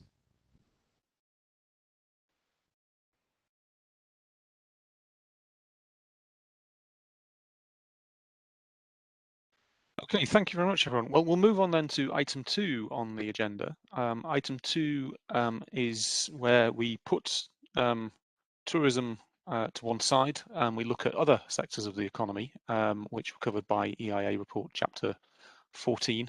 That referred to the potential for some local economic benefits for local suppliers and contractors. And we noted that some parties support the proposal for these reasons. We're also aware, and I think you've clarified this in your hearing statement, that a local wind turbine tower manufacturing plant has closed in the intervening period between chapter 14 of the EIA report being prepared and the submission of your hearing statement, and you've accounted for that. And I believe you'd said the economic benefits were expected to drop by around 80%, but nevertheless that might suggest that there was still 20% that would be accrued to the area. And I've, similarly to what we've just done before, I've made some bullet points where you'll be invited to give your position on these matters. And if we can start by looking at so besides tourism, we've obviously just discussed that at length, look at the economic benefits and disbenefits that might be expected to arise, how they might arise and what they might mean in the longer term. So we'll do that one first and then we'll work our way through these. So I'll start again with Mr. Blackett, please. I think overall, in terms of this agenda item, I think there's probably two areas to focus on. One is to look at those economic benefits directly related to the construction and operation of the proposed development. And there's also some wider questions in terms of wider economic impacts and strategic context that I think should be taken into account. So perhaps in terms of the direct construction operational benefits, they maybe fit quite well under the first of the bullet points in terms of the economic benefits and disbenefits from the proposal. These are summarised in my hearing statement, and as you referenced, the figures contained in there are lower than was in the EIA report, because we've taken account of the closure of the wind tower manufacturing facility. Now, I guess the story of that facility does show what can happen when there's a mismatch between what stated government strategic objectives are and the sort of implementation of policy, without sort of fully considering what the economic consequences would be. Because the story of that facility relates to the sudden change in energy policy in 2015, which excluded onshore wind from support, which was a shock at the time to the sector, and particularly had an impact in terms of the attitude of the financial sector to fund in the sector, and also anyone who was interested in the supply chain in the sector. Suddenly we had a big policy risk being highlighted. So this takes a long time to feed through, because it's based on decisions that there's a gap of a few years, and in effect what we've had is a gap in terms of the construction of onshore wind compared with what might be expected, and indeed compared with what the owner of that particular facility expected. So a big gap in the order book, and this has taken a long time to recover from, because of the sort of lead times between decisions being made and contracts being placed. Now, it is possible that the situation has changed a lot since that decision was taken in 2015, and it's possible that other manufacturing facilities will be attracted to Scotland. And I'm certainly aware of several proposals. There's one in Edinburgh, one in Lanarkshire, and one in the Highlands that I can think of that are under active consideration by investors, and they've been stimulated by the offshore wind opportunity. But the facilities could also supply the onshore wind sector, and it's possible as well that the recent policy changes could could help to attract potential buyers to the Argyll and Bute facility. It's really uncertain at the moment. But to be conservative and to look at the worst case scenario, nevertheless made the adjustment and assumed that in this case the towers wouldn't be manufactured locally. But with the strong policy signals, and particularly what we've seen in terms of, for example, the recent onshore wind policy statement, that will have the effect of reassuring potential investors in the sector and provide a basis for those looking at manufacturing to look at establishing facilities in Scotland. And we know that happens because we've seen it happen in the offshore sector with the very strong policy being there. It attracts investment in manufacturing, and we can expect that pattern to be repeated in the onshore sector with recent policy developments. I guess the other thing that's important in terms of setting all of this in context is that this issue applies only to the turbine contracts, that there are also many other contract opportunities in both the construction and operational phase, in balance of plant and civil engineering, professional services. And many of these will be undertaken in Scotland, and they'll include opportunities for local suppliers and employees. And this is really important, and it addresses the point that was made earlier when we were talking about the tourism sector. Parts of rural Scotland, including Argyll and Bute, have real economic challenges, including retaining population, in particular the younger population. And the best response to that is the provision of employment. That's employment opportunities will retain people in the local economy, and this project will contribute to that. And sometimes a mistake has been made of focusing on where are the turbines manufactured, and if they're manufactured in Denmark or Germany, the economic impacts can be dismissed, and everyone forgets that there's the construction of the wind farm, and the operational life of the wind farm, and these provide opportunities for suppliers and for employment in the Scottish economy generally, and in the local economy as well. And sometimes these employment impacts are not sort of fully recognised, because when the national statistics are put together, we had a discussion earlier about tourism statistics. There's not a sector called onshore wind or renewable energy in that data collection. The classifications are still based on how the economy was structured several years, or in fact several decades ago, and they tend to provide data based on sort of activities rather than markets, as it were. So there are many organisations that will be classed as, say, civil engineers, or electrical engineers, or construction sector, professional services, including economists, it must be said, and that is how they'll be classified rather than renewable energy sector. So sometimes the full employment impact is not fully picked up.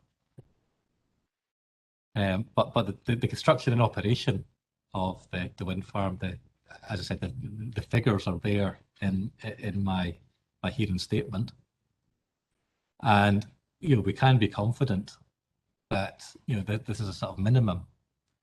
And if we look at examples of wind farms that have been constructed, we find that they tend to exceed the projections that have been made.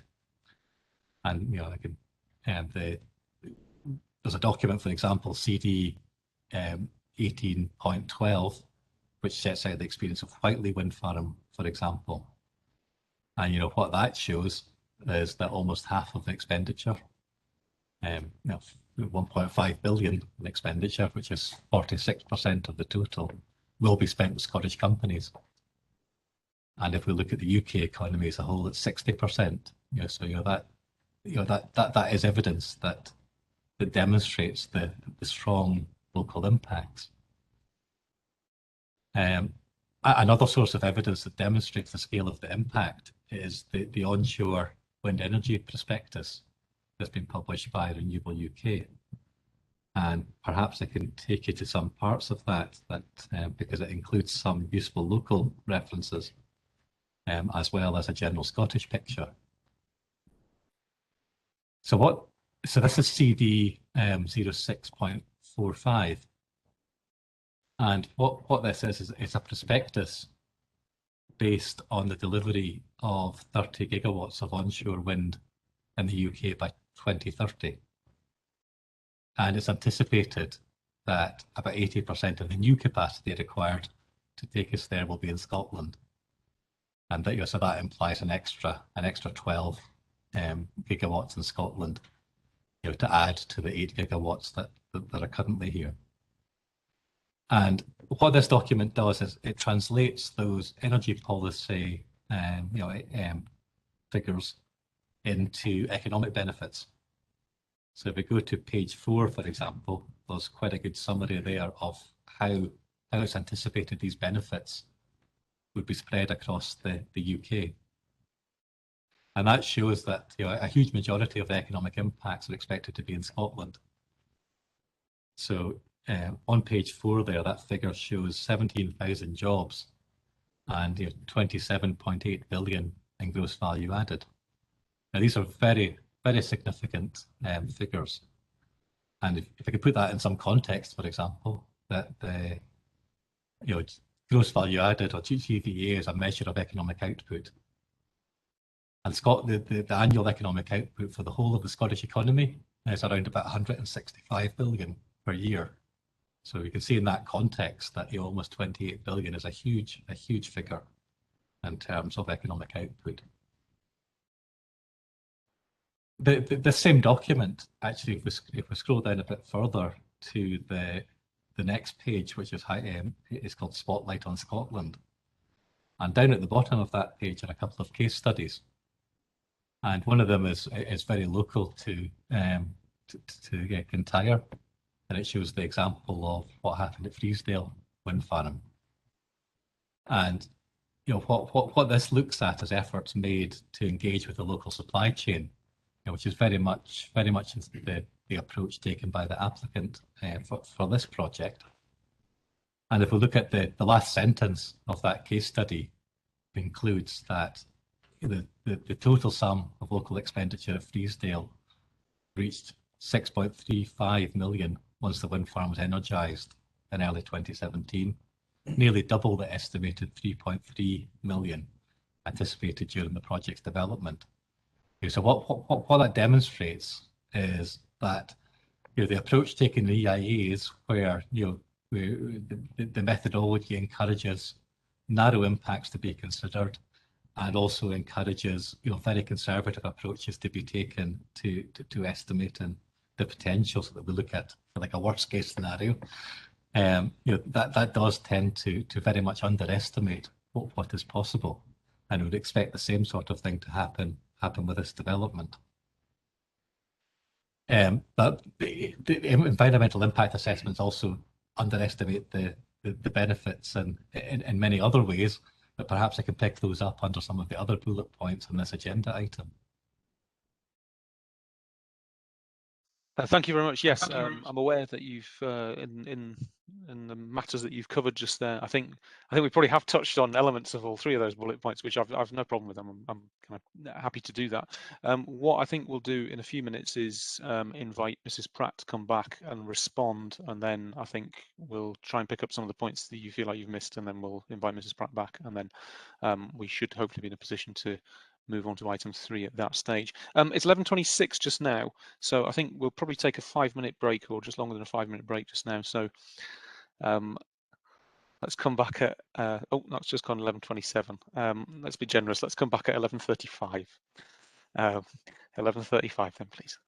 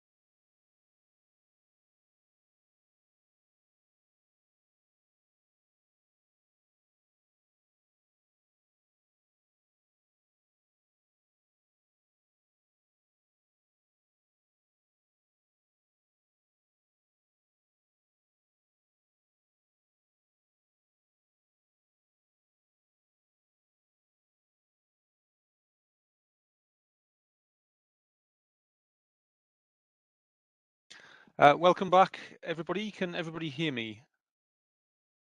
Yes, Mr. Blackett. Mrs. Pratt, are you there?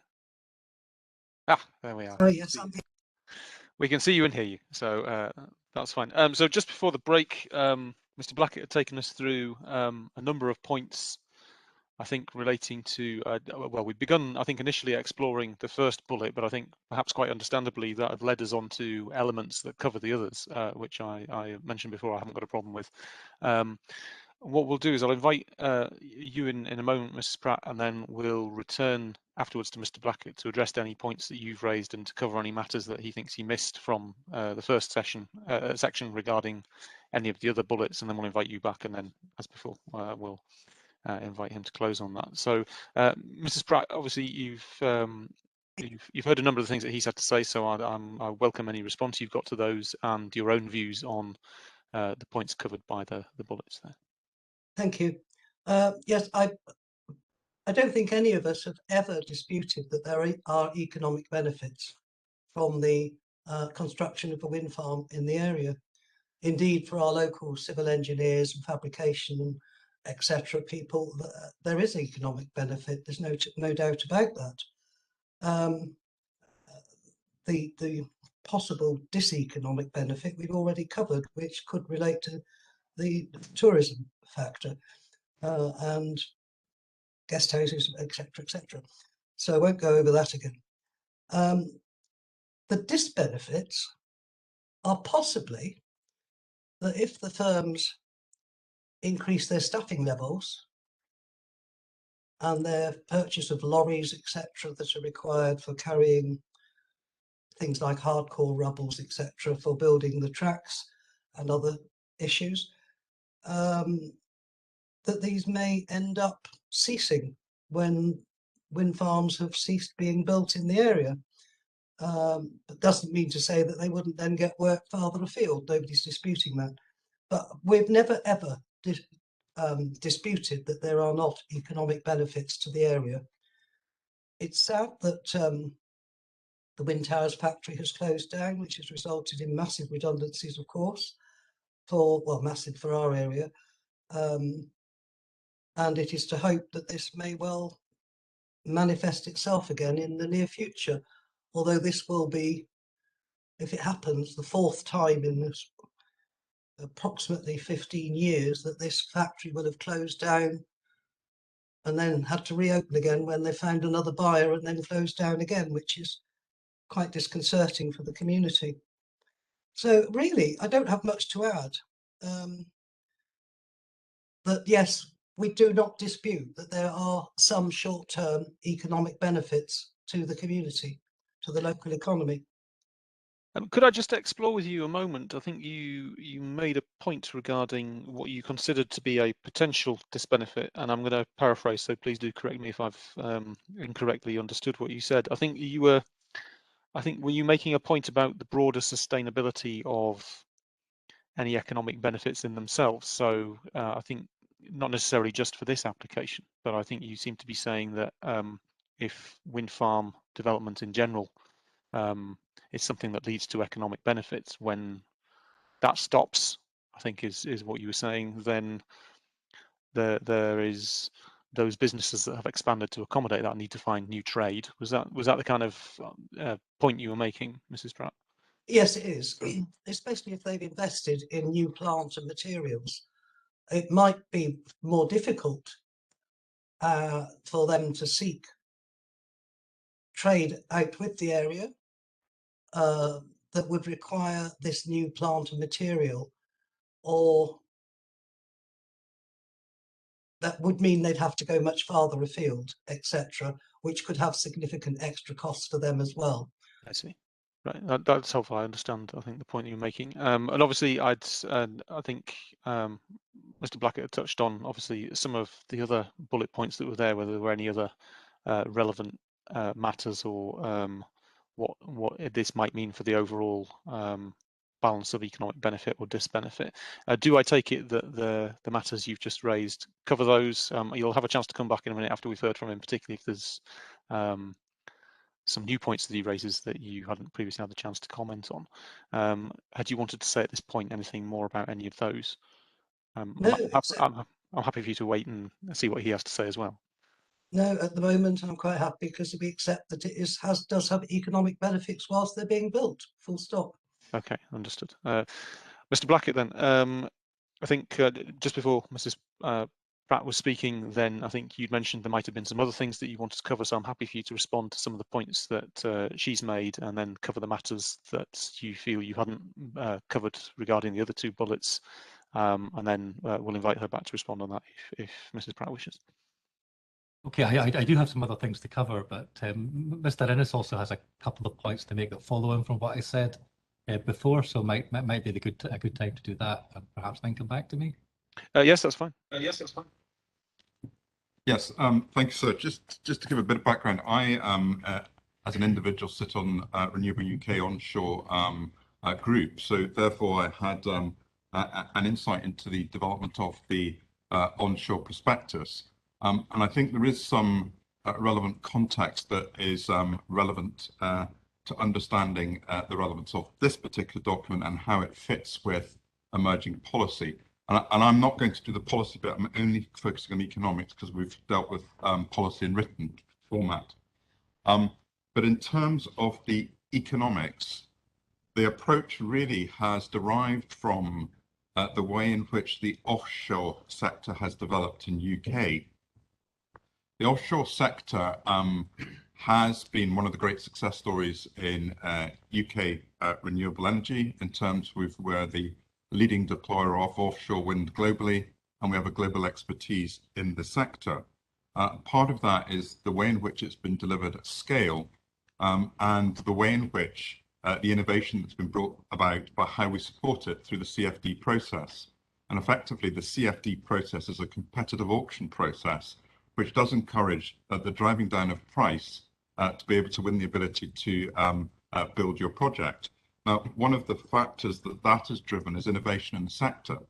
So the key issue has been that the sector has innovated and the consequence is the technology has developed at a very rapid pace and the cost of offshore wind has dropped dramatically and is now highly competitive in the overall sphere of delivering overall energy to the UK.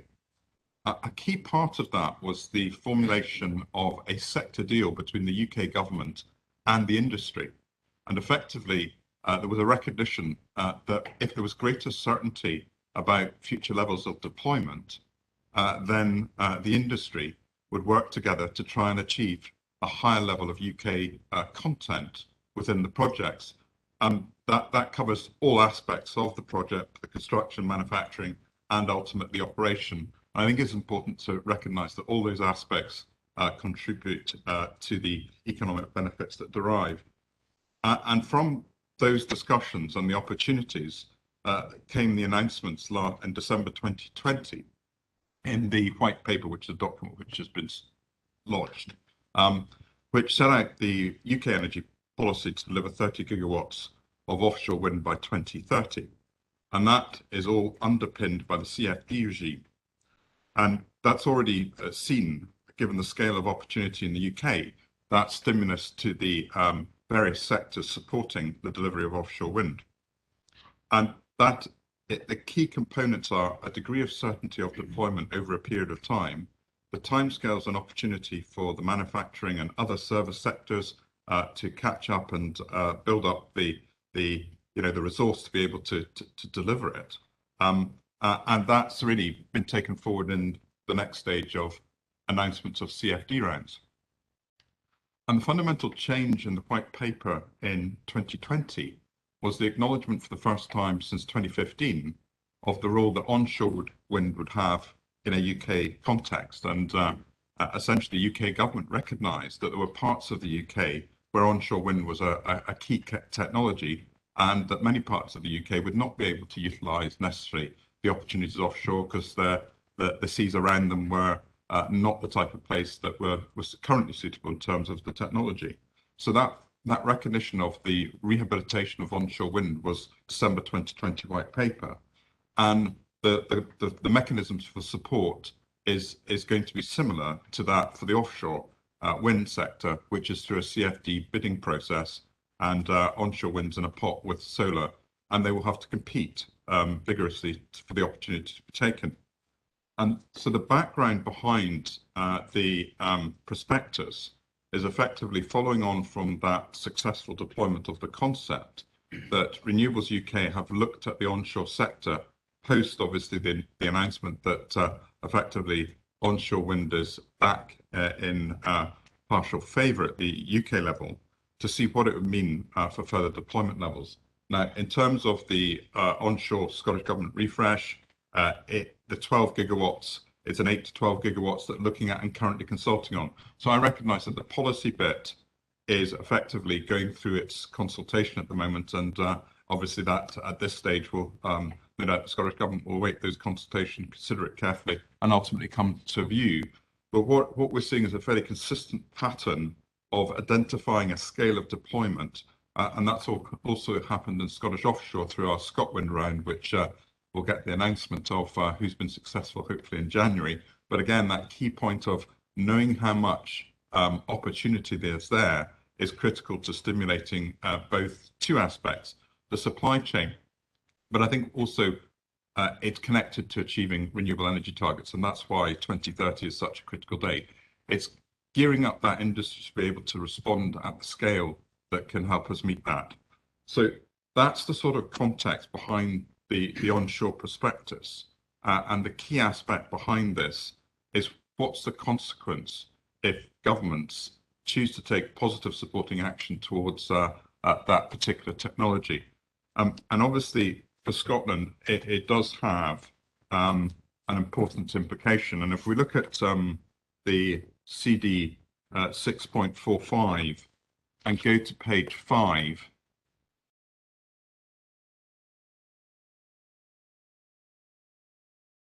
that's paper 5, we'll see the spotlight in Scotland. And whilst it talks about the opportunity to see, in a Scottish term, what would happen if the scenario were built out, what I think is quite important in a Scottish context is the Scottish supply chain will provide 43% of the content of new offshore wind farms across the UK, building on Scotland's high proportion of developers, civil contractors, and wind farm support services providers having headquarters or other facilities in central and southwest Scotland in particular. What, if you look at the diagram next to it, is that's the concentration of the dispersal of the new employment that would occur in Scotland through the delivery of effectively the UK 30 gigawatt. And what it's explaining is that actually Scotland as an economy is already invested heavily in the skills required to deliver onshore wind. And we have many of the key businesses that make it happen, not only just in Scotland, but throughout UK. And that, I think, is an important aspect to this. The other thing is, if you look at the map, what you'll see is a very, very binary split between east and west. So if I look at northeast Scotland, notwithstanding its very significant expertise in engineering and other aspects, only 1.9% of the onshore jobs would go up to the northeast because it's not a centre for onshore wind. It's clearly focused in and around the Glasgow conurbation, the key industrial areas of Scotland, and in the southwest and the west. There's two aspects to why that is. The first is there's greater deployment, but also the consequence of people having chosen to locate their businesses in those locations. Glasgow is a leading centre for onshore wind in UK, and also businesses that support onshore wind are located in and around the southwest. If I did the same diagram for offshore wind, it would be very different, because the offshore wind resource in Scotland is all off to the east and north. And that's also reflected in the ScotWind bidding rounds, which again reinforce that particular sector's relationship to the east and the north. And I think one thing that's pretty important is to understand that in terms of the spread of the opportunity. for the deployment of further renewables is actually quite closely aligned to the geography of Scotland and where the wind resource is. So, for example, the west coast of Scotland has a much higher wind resource than the east coast of Scotland onshore. But it also has the characteristics for deployment of offshore wind is easier in the east of Scotland than it is in the west. It's to do with depths of sea and other components. And whilst that may change in the future, based on current technologies, etc., that works. So it is important to understand that when we're looking at just that broad thing of why I'm raising it is there's a locational issue to this in the sense of, if other parts of Scotland are going to get the benefits of having deployment of renewable energy, then there are now far more binary as to where that goes. And equally, in the context I've already identified, to win and be taken, it's a CFD. To be successful, you have to have competitive projects with good wind resource that are able to be competitive, notwithstanding grid costs, etc., in a UK context. And I think that's an important, and how this will never get picked up in an EIA, because for example, I've recently done an offshore project which collectively was over 1,700 megawatts and employing very large numbers of people on in terms of lots of facilities. Even that report identifies, non-significant effects in an EIA sense. For EIA to get to the scale of employment that's significant is exceptional, and it really doesn't. Individual projects rarely meet that, and so I don't think this will ever be an EIA point. But I suppose what it does do is it starts to explain some of the thought concepts and the onshore refresh, and that is where I think this matter will be picked up. It won't be that we will be doing trying to make every individual project work out how it relates. It will be a broader, potentially policy position that's probably reflected in that wider way rather than on an individual basis, but obviously each project and how it fits into that overall strategy is important. And finally, I was just going to raise one other economic matter, which I also sit in other Scottish groups as well, but we're about probably beginning of next year to have a just transition plan, and where that all fits in terms of energy is still being considered, as I understand, by the Scottish Government. But effectively, one of the challenges in a Scottish context is that because of our climate, we actually use more energy than other parts of the UK. The consequence of that is that any increase in energy costs disproportionately affects the Scottish population. And the key question is, as we transfer to a low carbon economy, do we make sure that those that are most disadvantaged are not further disadvantaged by energy cost? And that is a very real and significant issue in a Scottish context. And obviously, the Scottish Government have got plans to try and help make sure that that does not happen. But one of the keys is making sure that electricity prices are as low as they can be. And onshore wind has been identified as a very low cost technology that can help contribute to that challenge. Because, for example, as particularly rural areas, the challenges of transferring to become net zero are challenging, but ground source heat pumps or air pumps all require energy and electricity to be to power them.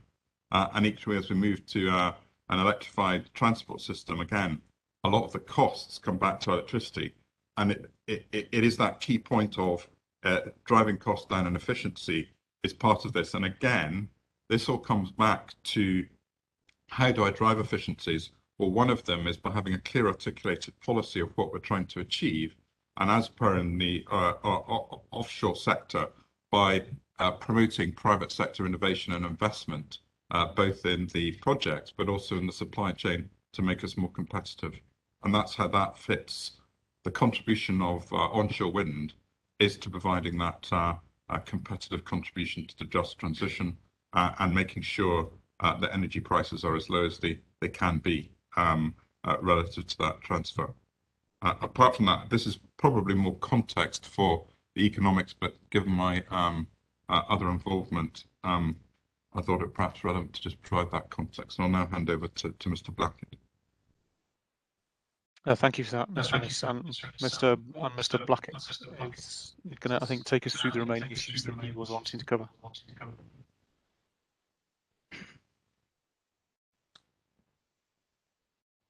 Hi. Yeah. Yes. Thank you. Yes, I would like to pick up. I guess it's on the other relevant matters, and really two related issues that I would like to pick up on. One is about the fundamental change that is taking place in economic strategy, and in particular in the last year or two, so since the EIA has been completed. And the second related point is what this means in terms of the resulting wider benefits from the transformation of the economy that strategy sets out. So renewable energy has long been identified as a priority sector in economic strategies. But what's happened in terms of the negative economic impacts of COVID has been a focus on what's often referred to as green jobs in the recovery plan. So this makes renewable energy an even more important sector than in the strategy documents than it already was. And I mean, it makes a lot of sense for this to be the case for renewable energy, in particular for onshore wind, to be at the centre of economic recovery plans, because they do a number of things. The first thing is the investment in projects generate employment opportunities in the shorter term, as we have been discussing in terms of the construction and operational impacts, to help replace those jobs lost in the pandemic. Then renewable energy increases the productivity in the economy in the longer term, since it's a capital intensive source of energy. So the implications of that are that there are kind of lower energy costs in the economy. And if you like, the fuel as it were is the wind and therefore is free, which is not the case in fossil fuel based energy systems. The other reasons it makes sense is Scotland has the natural energy resources, including the wind resource in this part of Scotland. And so it makes sense for the economic strategy, the recovery, to be based on such natural assets. And renewable energy is also the driver of the transition of the economy that's required to address climate change challenges, obviously as has been discussed recently at COP26. So this strategic change in terms of economic strategy is recognised by both Scottish Government and UK Government. They've both committed to economic recovery from COVID being about creating something better than what was there before. And the Scottish Government's about to set out in some detail how this is going to be achieved, and it's going to publish a 10-year economic transformation plan soon. But we can see what the intention already is in the latest programme for government. So that's a document before the hearing here, which is CD 06.42, and that document has many references to creating a net zero economy. And what the significance of that is it sees environmental objectives and economic objectives as being complementary, rather than a trade-off, which is maybe what previous strategies have been based on, so that the actions to address climate change create an economic opportunity. The same is true for the UK government. And again, there are many documents that could be pointed towards, but one example is the 10-point plan for a green industrial revolution. So that's CD 06.17. And that sets out plans for reducing greenhouse gas emissions by electrification of the economy and with renewable energy generating the electricity. So again, something that recognises the economic opportunity from addressing the climate change challenges. So I mean, this is not just a sort of minor update or a refresh of the strategy. It's a fundamental change to economic policy, and we're talking about a system change in the economy, a transition to a completely different kind of economy. So that is quite a big change. And this has recently been confirmed in the NPF4 document, so CD 7.16. And if we look, for example, on page 8, it sets out what the strategy is, and it's about building a well-being economy that benefits everyone. And what this statement here is linking again the climate change objectives to inclusion and economic productivity. So it sees these objectives again as being complementary. That a strategy that addresses all of them together.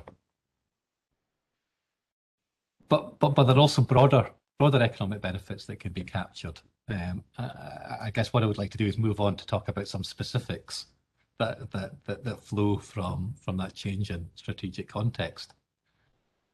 So I guess when we think about the early wind farms that were developed in Scotland, this was very much about sort of diversifying the electricity generation mix and sort of displacing carbon generation. But things have moved on a lot since then, because renewable energy can now provide sort of low-cost, sustainable electricity generation, and so is becoming the basis for the whole economy.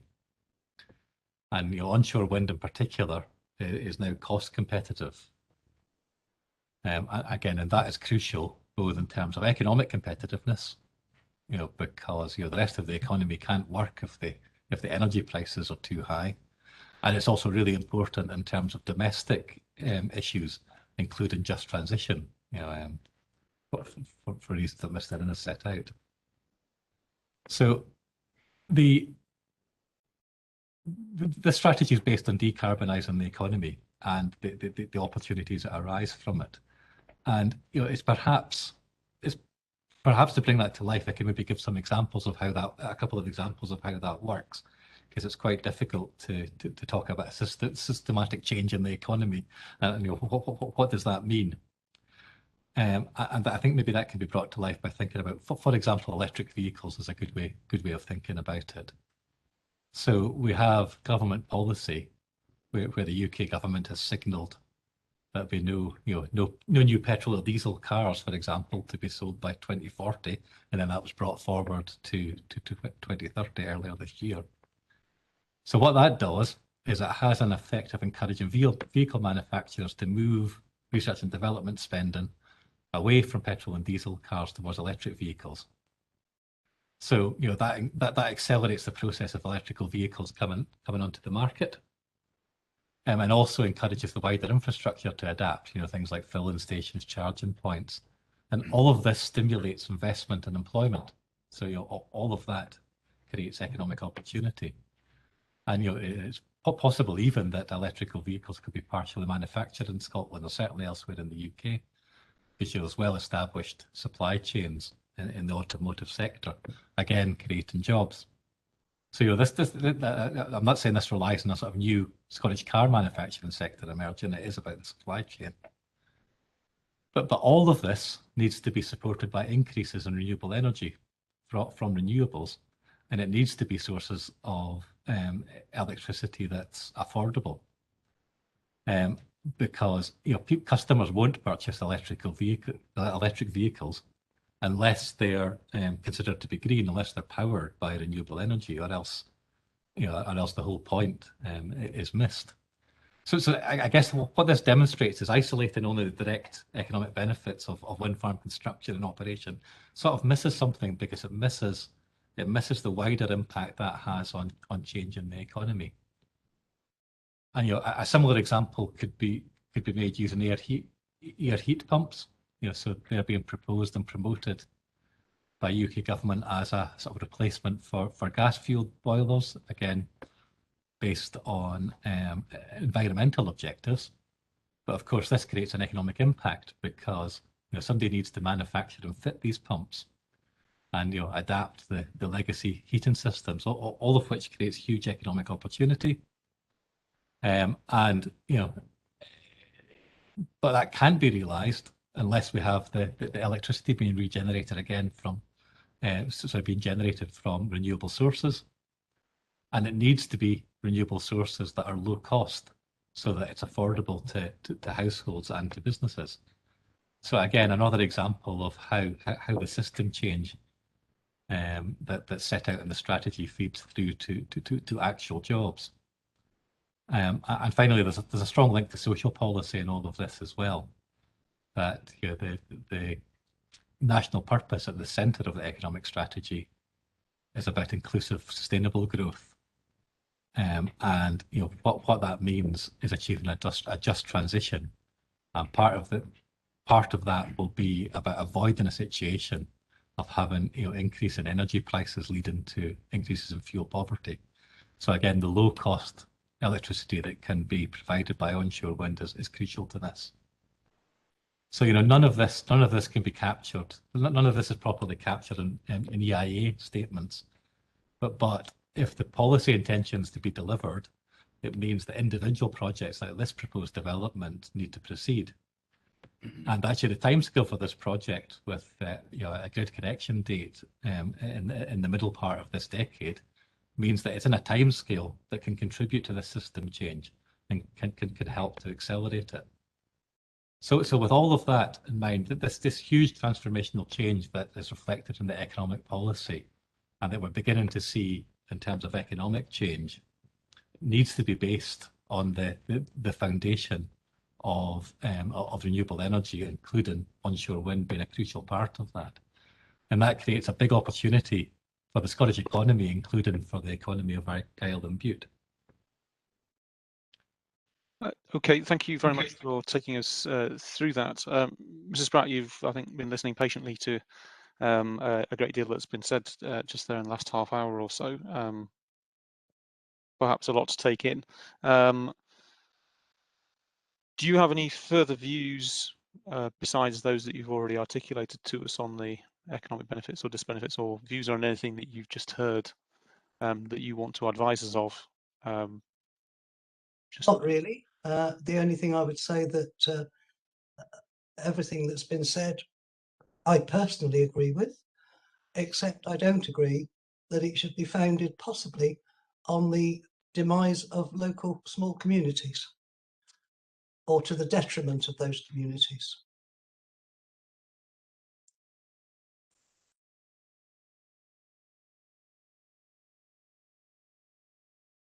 Thank you very much for that. Okay, and Mr. Blackett, I take it you've advised us of the things that you wanted to advise us of. I realise Mrs. Pratt has just come back with a remark there, so I'll give you an opportunity to respond to it if you wish to, but otherwise we'll move on to item 3. Are you happy enough? Okay, let's move on to item 3 then on the agenda. I'll just read this out for everybody's benefit. West Kintyre Community Council is critical of the Community Benefits Scheme and its operation in the past. Parties will be invited to state their position and comment on any proposed community benefits scheme to be funded by the applicant and the method by which that is run and how any funds are proposed to be distributed. Mrs. Pratt, I think it's probably most helpful actually if I come to you first and ask you to just advise us of the Community Council's position on this matter, and then we can invite the applicant to come back in response. So over to you first this time, Mrs. Pratt. Thank you very much. May I first of all say that I think in reality, we were in the main critical of the community shared ownership, which is slightly different than community benefit. Right, my apologies if I've misinterpreted that then, but please use this time to correct that assumption and advise us of that. But seeing as community benefit has come into it, I will actually just comment that up to date, up till more recently, we have not been critical of community benefit. In fact, we more than welcome it in SPR, our party of our community benefit schemes, and we regularly meet. In fact, we've recently had a meeting to look at the criteria to revamp them because they're 20 years old and we needed to look at revamping them to more suit the community needs. However, we are critical of recent community benefit offers, or should we say non-offers. The Scottish Government, although it is, we agree it is a voluntary payment, the best practice guidance does let's call it the right title, good the good practice principles of the Scottish Government is it is a voluntary payment, and we've never disputed that. Community benefit has never, to our knowledge, been allowed to be part of a planning decision, but community shared ownership is. But more recently, we'll look at two wind farms, which is Benantuck 3, which is just a big, well, finished build. I think it's in commissioning at the moment, and Blowry Hill. For all the time of Blowry Hill scoping and planning, we were expecting to get our community benefit, and we're in discussions, as we were with Freesdale. And soon after it was given planning permission, we were informed that they had now sold out to a group of investment bankers, I think they're called Trig, and there would be no community benefit payments for the community, which was a significant blow at £5,000 per megawatt for the lifetime. And the Scottish Government is very clear in its document that it does state that they expect it, when paid, to be paid for the lifetime of the project. And I'll come to that on BAT3. We were instead told that we would have a one-off payment of £30,000, and that would be it. Now, with Blowry Hill, which is a res construction, the same as Freesdale, we were expecting to add to our Freesdale agreement that we had taken many months in negotiating legally with res in order to help our local communities. We have a unique system with Freesdale, in that we arranged for the first £3,000 of megawatt payments to be paid towards what we call the local electricity discount scheme, which clearly helps a large number of people. And this scheme pays, this year it was £251 to every household that signed up to it at the time of the wind farm going live, not any new builds on us after that, obviously, directly to their electricity supplier, a sum of money off their electricity towards their electricity bills each year. The remaining £2,000 is split equally between ourselves and Tarbert and Skipness Community Trust. And in our case, we have developed a unique in the area bursary scheme to encourage our young people to stay in the area, to take extra qualifications.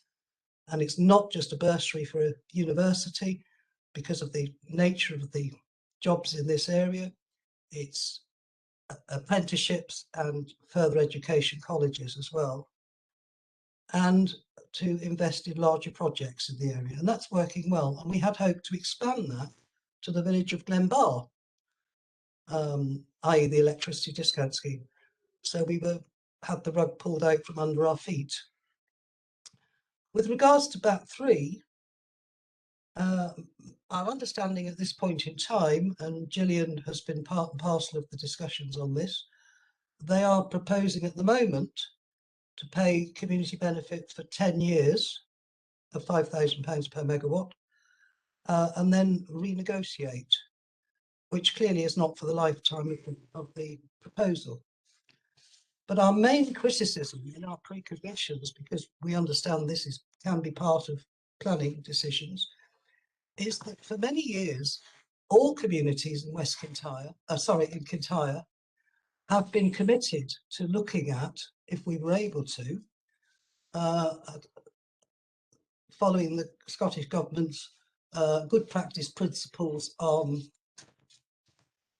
shared ownership of renewable energy developments.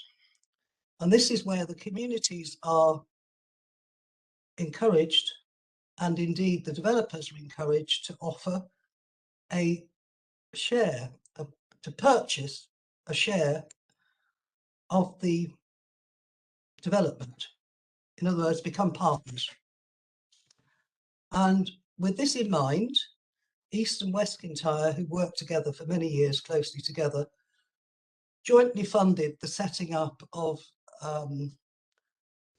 what's called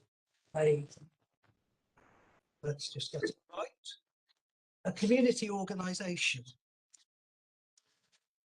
to take forward negotiations with SPR, because this is what is recommended by the Scottish Government, and we're trying to follow very closely their guidelines.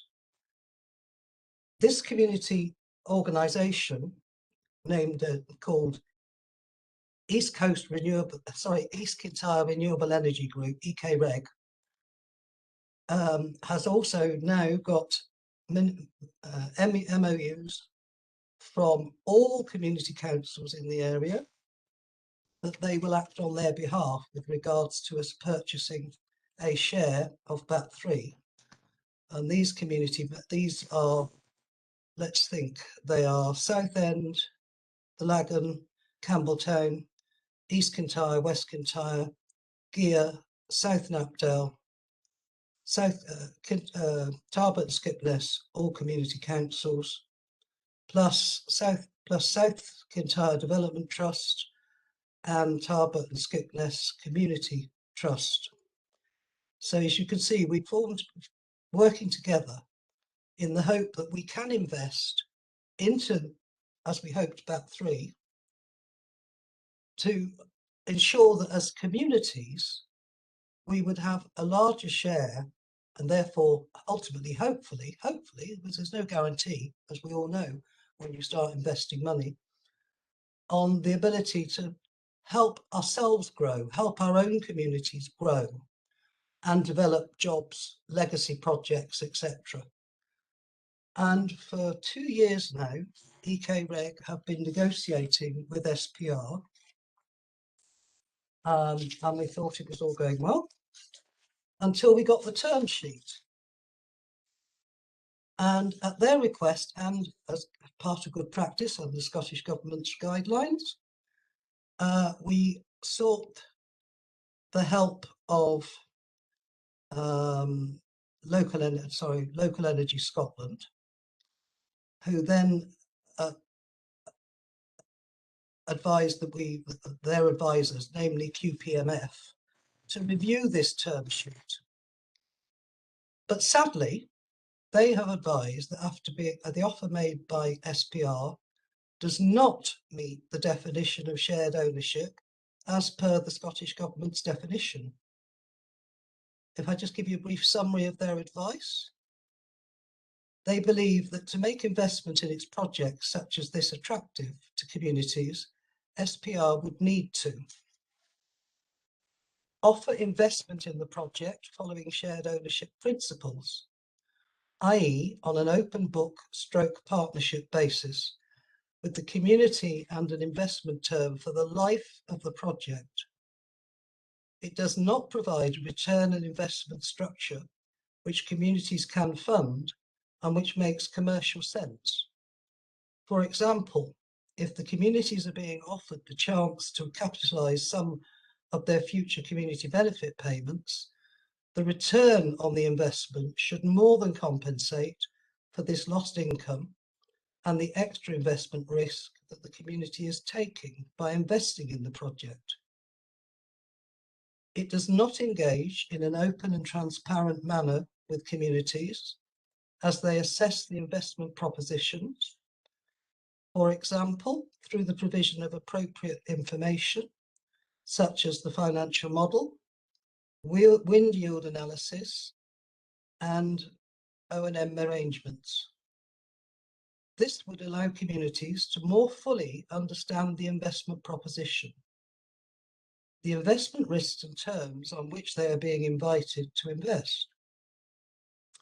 So those are the main reasons that SPR have said it's not acceptable.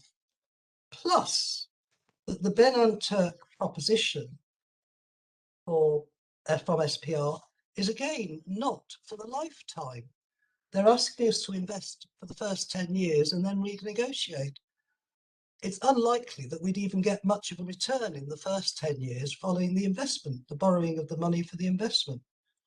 So as you can see, we don't feel that SPR, who were part of the government's discussions when they brought out the good practice principles, have actually followed good practice principles. And we're very cross and angry that we put a lot of money into forming a community organisation and effort with our workers, our people that we're paying to do this, to be slapped in the face and not get what we thought we might be getting.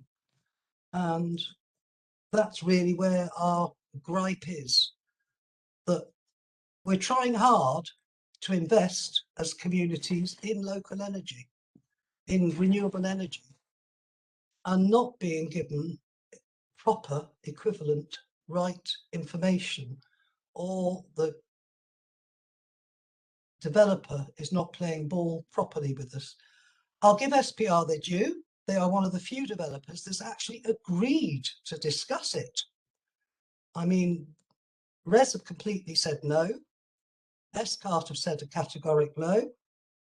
Energy Contour, these are all people that we're dealing with at the moment, have said a categoric no at the moment to community shared ownership and initially to community benefit. But we have actually changed their mind on that. They've now agreed at least we can get community benefit. So increasingly, we're finding developers are wanting to come into the area. We're working with them.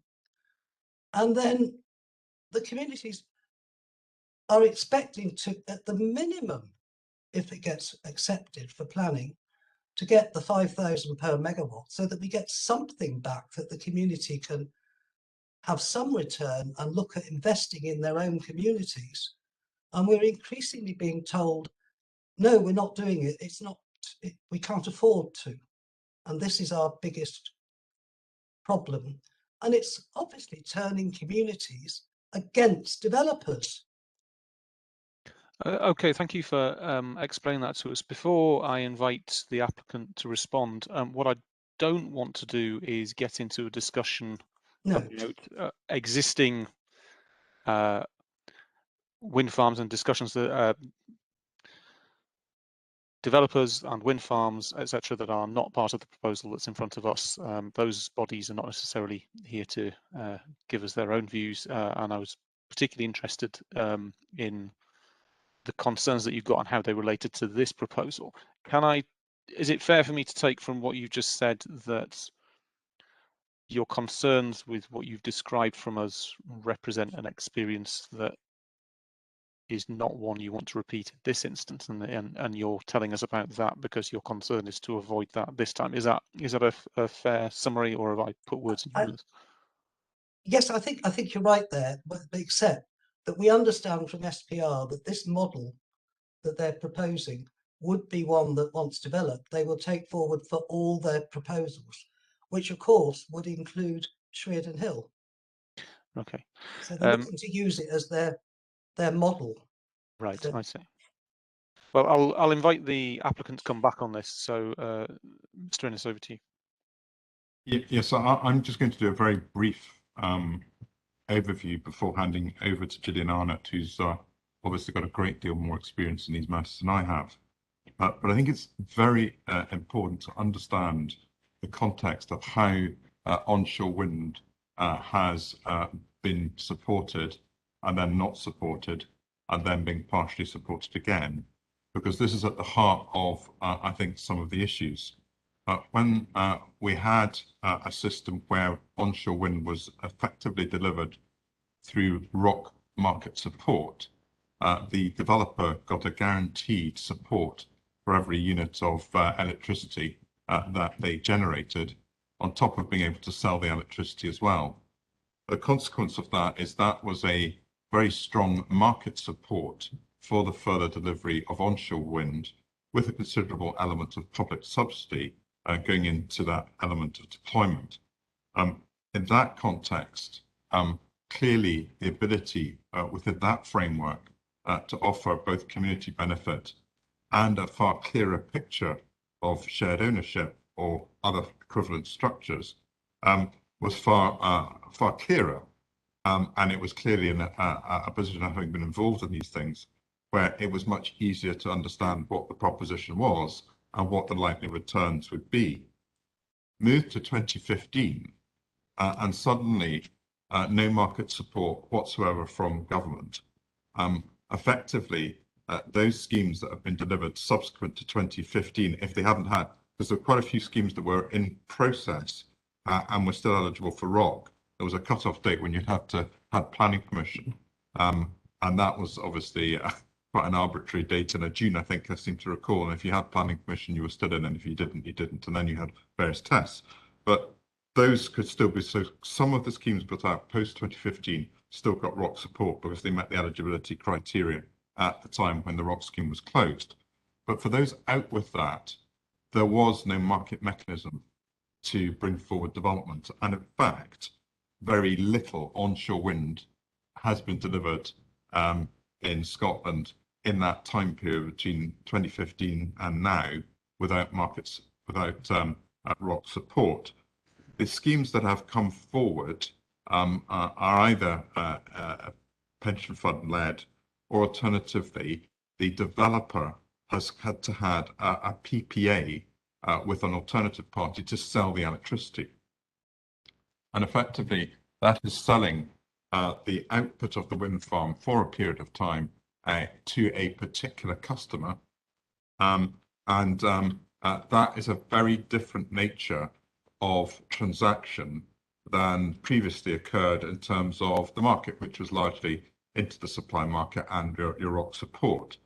So that is what has developed, and a number of schemes have been able to secure selling their output through that means, and thereby proceed with the project. In terms of BAT3, that is a project which the output was a contract was entered into to sell the output to Amazon. And that is really as far as I can go in terms of the information and detail that I can provide you to today. I asked and have sought specific instructions as to how much information I can reveal on that particular matter, and that is the extent of it. There is a contract. I cannot give you any further detail. And you can understand that companies, when they're buying their electricity, do not want to tell the competitors how long they're tying up for, the prices that they're paying. These are all core parts of commercial aspects of a business. And that is part of, no doubt, strategies that different companies will be operating for in their pursuit of being competitors as we move to a net zero economy. And that, as I say, lots of companies will be building their strategies around these matters. And the last thing that they will want is that information disclosed to competitors, because it will disclose the positions that they've adopted in relation to key parts of energy supply, which is an important component part for many businesses in terms of some of the things that they're doing. So I think that explains to some extent the challenge that BAT3 has. It is one of the few schemes that have been brought forward on this basis of a contract being entered into, and that clearly discloses some of the challenges about information disclosure that have been revealed. But that's true. Projecting forward, equally, the current circumstance about where onshore wind sits is still fundamentally very difficult.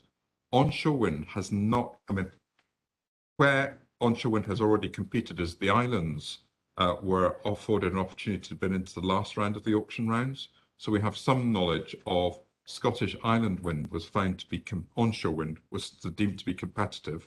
But in terms of this next set of rounds, which is due to be held at the end of this year, beginning in January, there will be a competitive bid situation where the strike prices of those projects that will be taken or not taken will be set at a competitive auction. And I think one of the challenges is that whilst you're formulating a scheme now, you can't actually guarantee what the return will be. A developer has to have market knowledge and make market judgments, but the precise price that they will get will depend on how these auctions develop and the price that is set within them. And I think it's perfectly reasonable, given that level of uncertainty, to ensure that any future negotiations on matters such as community benefit or shared ownership or other forms of structure are done on the basis of what can actually be returned in terms of the project. And so that's really the context of which we find ourselves today. But I will hand over to Gillian Arnott, who will perhaps set out the SPR approach to this matter and how they've dealt with communities in relation to it. Thank you very much. Gillian Arnott, over to you. Thank you. Good afternoon. So I suppose just to go back and address the community benefit issue first. You know, Scottish Power Renewables prides itself on being good neighbours to the communities that we work in, and we have a strong history of sharing benefits from our operational onshore wind farms. To date, we've contributed £2 million in community benefit to communities across Argyll, and West Kintyre Community Council is a recipient of our operational Beninturk and Beninturk 2 community benefit funds, and as mentioned, will also be a recipient of the Beninturk 3 fund. To date, the West Kintyre Community Council has received more than £520,000 from Scottish Power Renewables in our funding, and they, as mentioned earlier, have along with others in Kintyre, have delivered a significant number of really good community projects and local initiatives that have made a difference as a result of receiving those funds. I guess specifically moving to the Beninturk 3 fund, as noted, we are currently working with East Kintyre Renewable Energy Group, I guess kind of / LUSA, as the two organisations that are representing the communities of East Kintyre, West Kintyre and Campbelltown for those funds. And we have agreed a rate of £5,000 for that fund. And as mentioned, the position that we're in at the moment is we have said that we are entering into a legal agreement around the obligations for both parties in relation to that fund. That current legal agreement is for 10 years. I don't think that we've necessarily said that we're going to renegotiate in 10 years. I think really what we're saying is the commitment currently for the legal agreement is for 10 years. We've said that it's very much our intention to continue to share benefits with the communities beyond that point.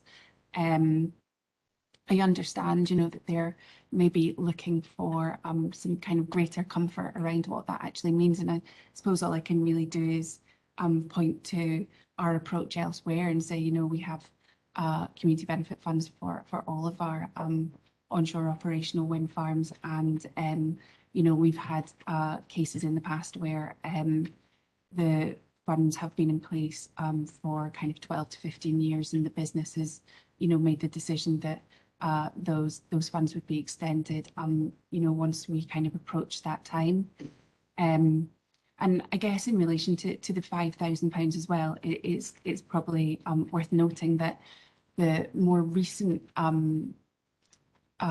revision of the Scottish Government's good practice, whilst it is suggested guidelines, does say that they recognise that some renewable energy businesses will seek to offer communities a more flexible package of benefits, and that package might not necessarily be based on their recommended national rate of £5,000 per megawatt installed, and it may, for example, include a different rate or a different scope or a different approach, depending on, you know, what the kind of discussions between the developer and the communities is. So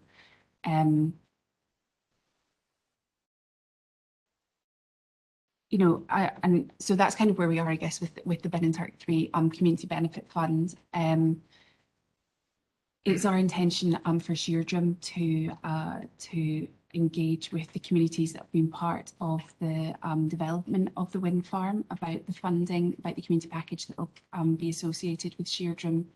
And we usually find that it's better to actually have a more detailed discussion around that after the project's consented. Often we find that communities maybe have capacity issues, or they're dealing with several developers at the same time. So I guess just to say our approach to that would be that we would normally invite representatives from each of the relevant communities to attend a joint meeting where we would kind of discuss, whether that's over a number of meetings, like the eligibility or the parameters and the ambitions for the fund. And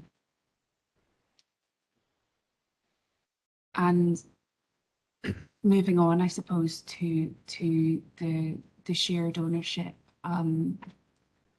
offer for Benenturk 3. We had made a commitment to explore the opportunity for communities to invest in the operational Benenturk 3 wind farm. And, you know, as discussed, you know, by the time that we actually got to construction of that wind farm, you know, the market was in a different place. It resulted in very few projects that were being built out at that time. We were able to secure a route to market for the project, and that also enabled us to share benefits with the local community.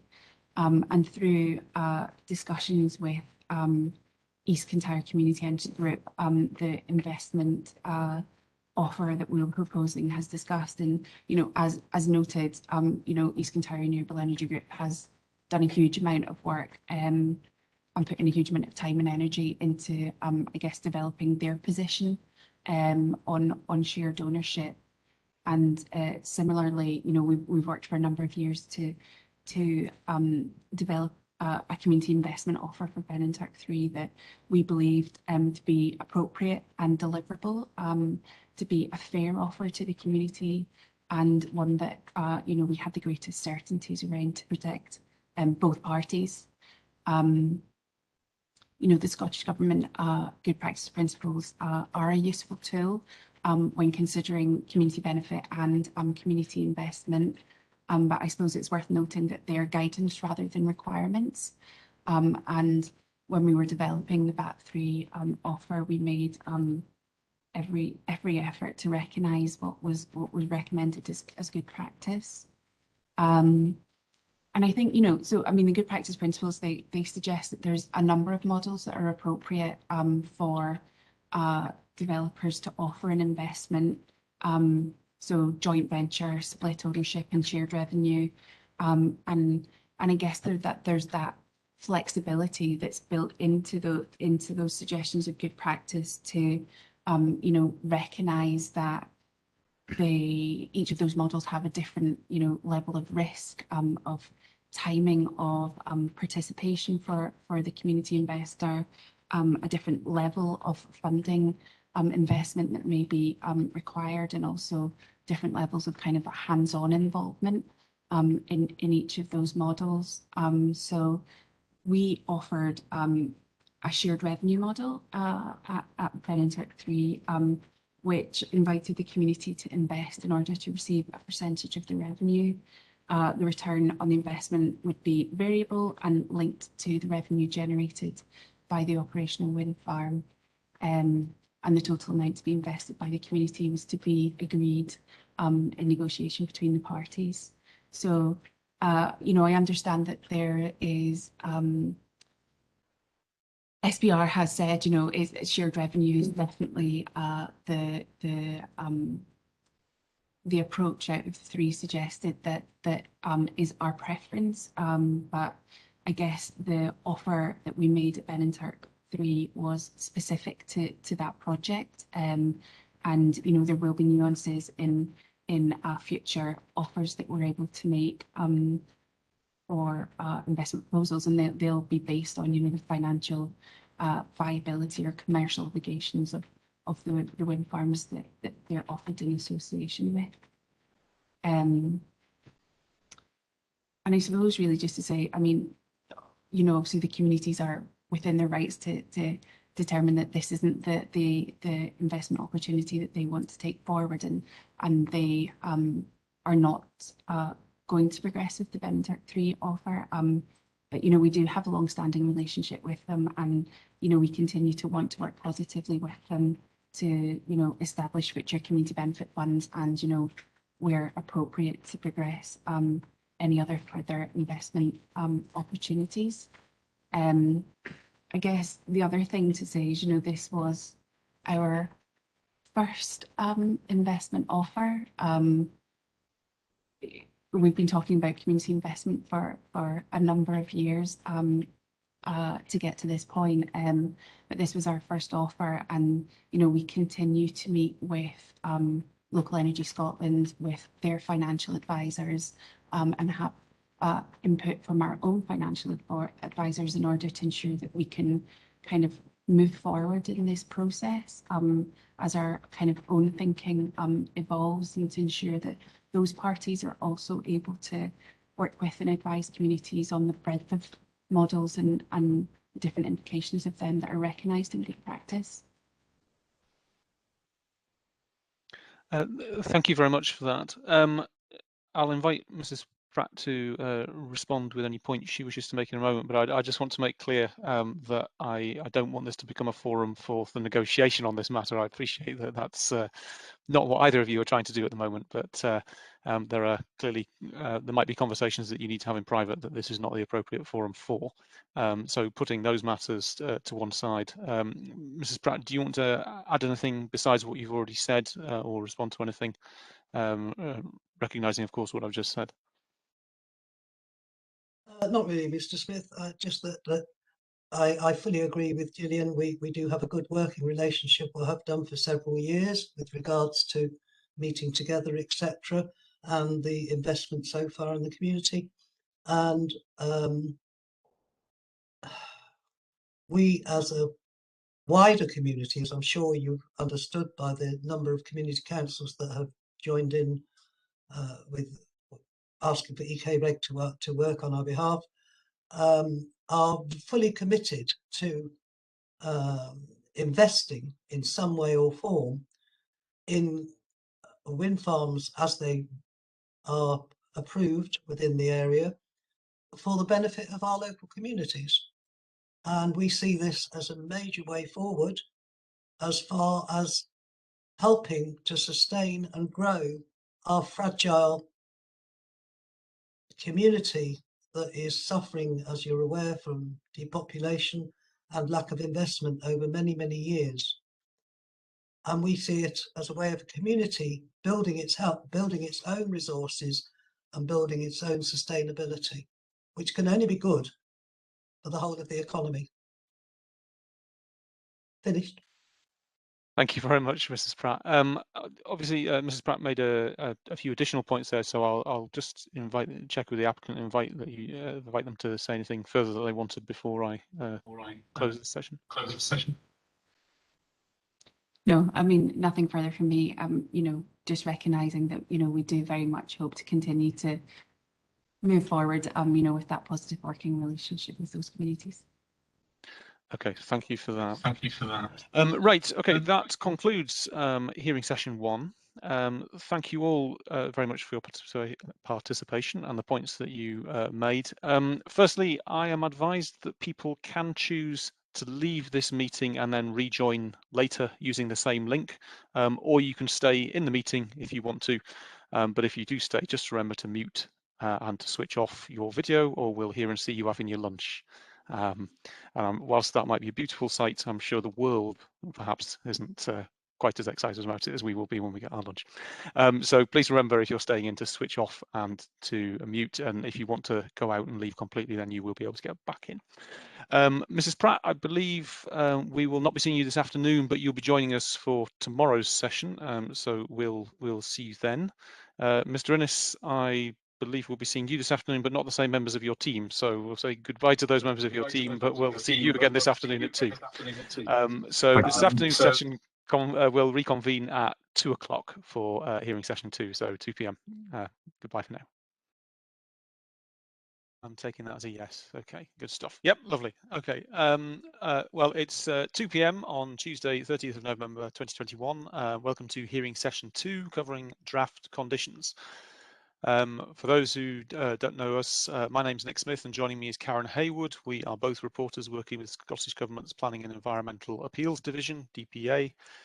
We've been appointed by Scottish ministers to prepare a report and recommendations for them about whether the proposed Sheirdrim renewable energy development should be approved or not.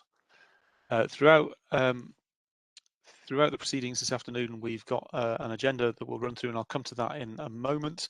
But let's firstly just test the microphones, and I'll invite firstly Mr. Innes to introduce his team for this afternoon, and then afterwards I'll invite Mr. O'Carroll to do the same. So Mr. Innes, please. Yeah, thank you, sir. Good afternoon. In terms of the hearing session this afternoon conditions, I've got accompanied by two other parties. First of all, Alison Sidgwick, who's an experienced environmental impact and planning consultant.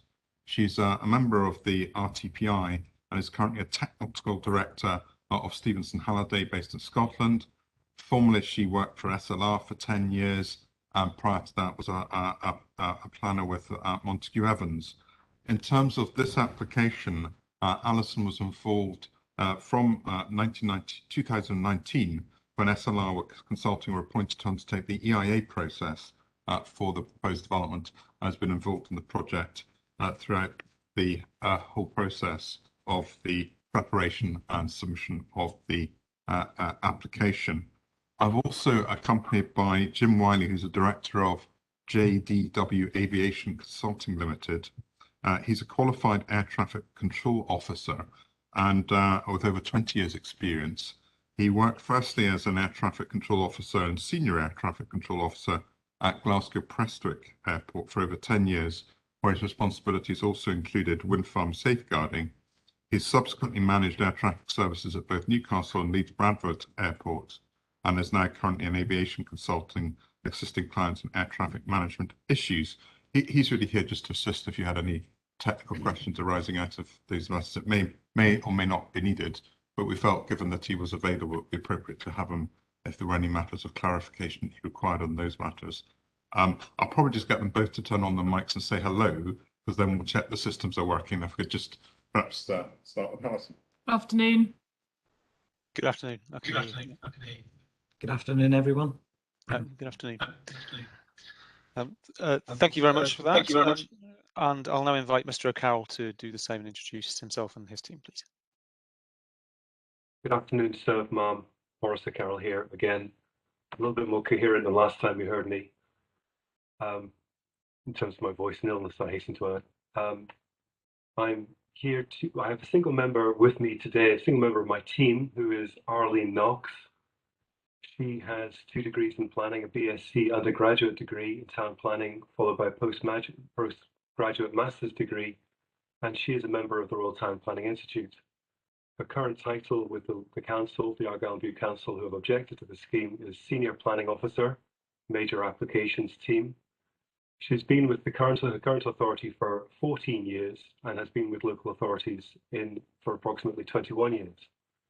And in her time with the present local authority, Argyll and Bute, she has dealt with approximately 80 wind farm or wind turbine applications, dealing with all scopes, all parts of the process, including screening, scoping, planning applications, and Section 36 consultations.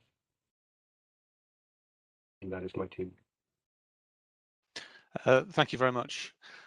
Okay, I'd mentioned I'd made several remarks at the start of the inquiry process, and I don't intend to repeat those today. It's safe to say that those remarks still stand. And as I've been saying each morning, I just need to check whether anyone is expecting a test of their fire alarms this afternoon. I take it that's a no. Okay, so if it happens, it's real, and we'll just need to pause proceedings until you can get back in the building if that happens.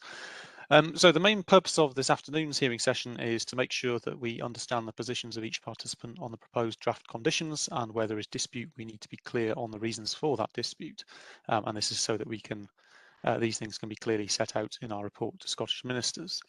I need to check then, has everyone got a copy of the agenda dated the 9th of November for today's session? And that is the one that included the revisions regarding draft condition 5. Okay. We'll follow the format of the agenda then shortly and deal with the questions that are asked. Myself or Karen Haywood may have questions as we go through, and we'll jump in at various points if we've got those. And once we have reached a natural conclusion on each matter, I'll invite the parties to make any closing remarks at the end. As with previous sessions, I intend to take approximately 5-minute breaks every hour or so.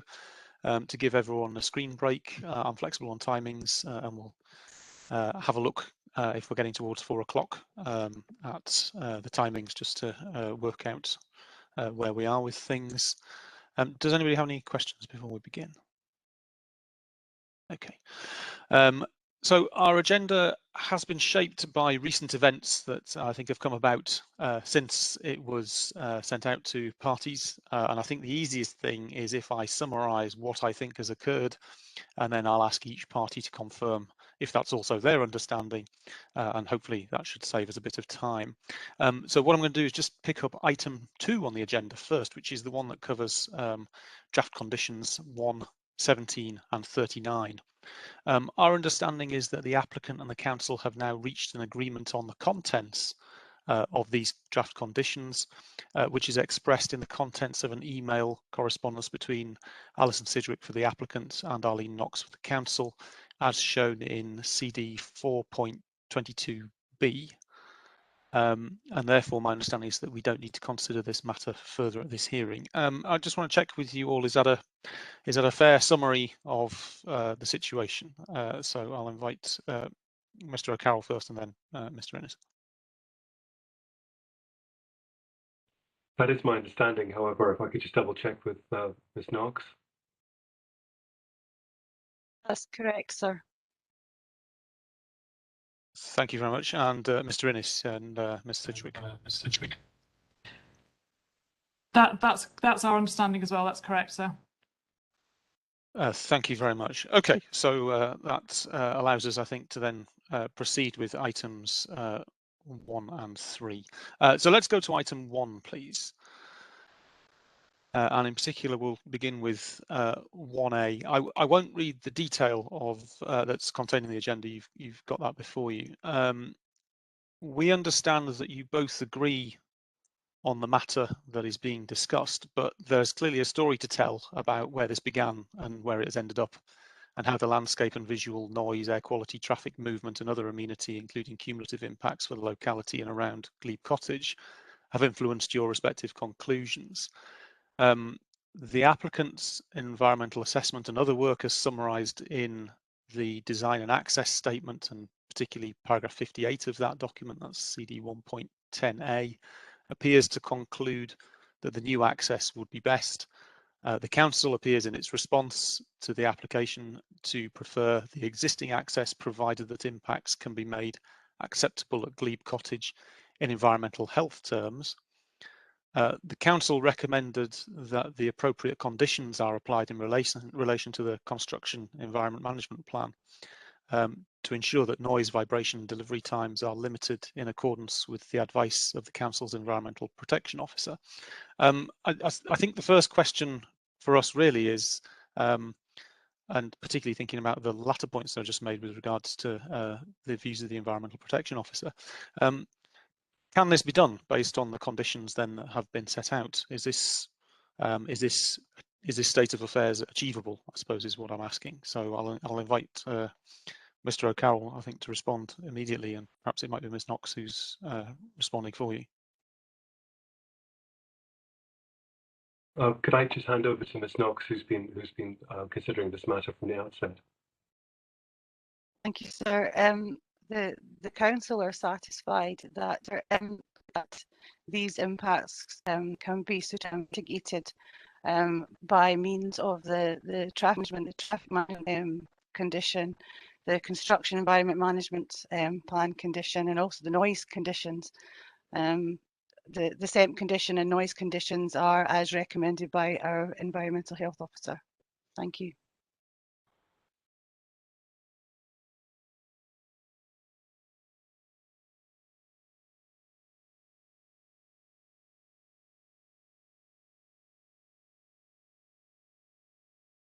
Thank you. And for the applicant, Ms. Sidgwick, are you, what is your position on this? Thank you, sir. We agree that it can be done satisfactorily through the conditions as they are currently drafted. The EIA process was such that both options were considered, and it was concluded that both options were acceptable in EIA terms. I think the applicant had a preference for the more southerly new access, but that was thinking about the residents of Glebe Cottage and things, it was considered to be although both were acceptable, that perhaps that was less sensitive to them, and that was why two options were included, but it was always clear that only one would be used. And if it's helpful, sir, I can run through the sort of history to where we started at scoping, through the EIA process to where we've got to today. And obviously sort of since the submission of the application and where we are now, High Constellation has also been approved, which would utilise that access with turbines of a very similar scale. And I understand you discussed those with Miss Anderson in her landscape evidence last week. Yes, that's correct. I think it would be quite helpful if you wouldn't mind taking us through that. And once you've done that, I'll just invite the council to advise us if they consider that to be the same as their understanding of things. So yeah, over to you. Okay.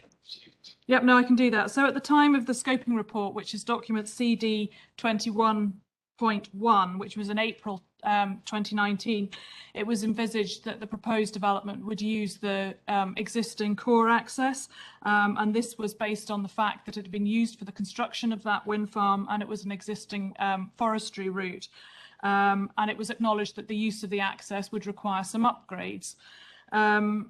Then following pre-application consultation, there were various discussions, and as I said earlier, in order to minimise the disruption on the residents of Glebe Cottage, the second option was identified.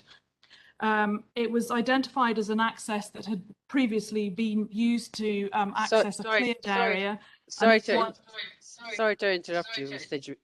Can you just go a bit more slowly, please? Because we do have to take notes. I can. Sorry, I suddenly realised I was going too fast for you. Apologies. So the revised access is shown on the OS mapping. So that can be seen on figure CD 01.3.4, which is the application red line boundary, if you like. And if you look on that, you can identify the access track at that point to the southwest of Glebe Cottage and the little kink that sits in the red line that goes round the Glebe Cottage property. Also, if you do a site visit, you'll see that there's a sort of, you can see there's a lay-by and things in that area. And if one looks at the aerial photograph, which is CD 01.3.4, you can pick out quite clearly the cleared area that's been used. I think it was used for the construction of core as a sort of first lay down area into the site, and that can easily be seen on the aerial photography. And there's a sort of existing forest ride that shows that. The junction designs were both shown in the EIA.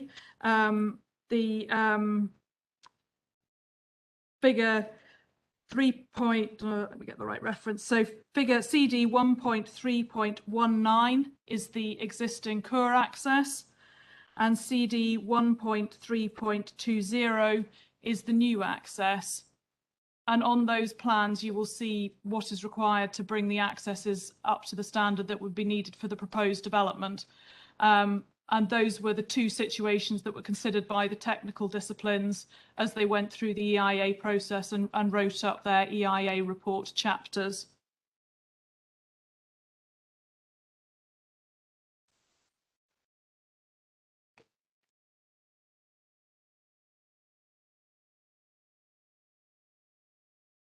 So in the description of development, which is CD 01.2.4 at paragraph 68, sorry, you can see the sort of description of those two accesses, and that is where it's clear that the applicant's preferred option is the creation of the new access rather than the use of the Glebe Cottage one, the existing core one. It was concluded through the EIA process that there were no reasons to discount either of them on environmental grounds.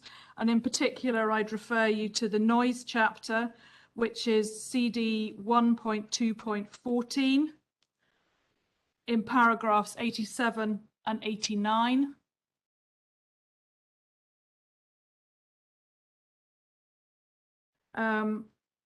The traffic chapter considers it, and that is document CD 01.2.13. And in particular, I'd refer you to paragraph 64.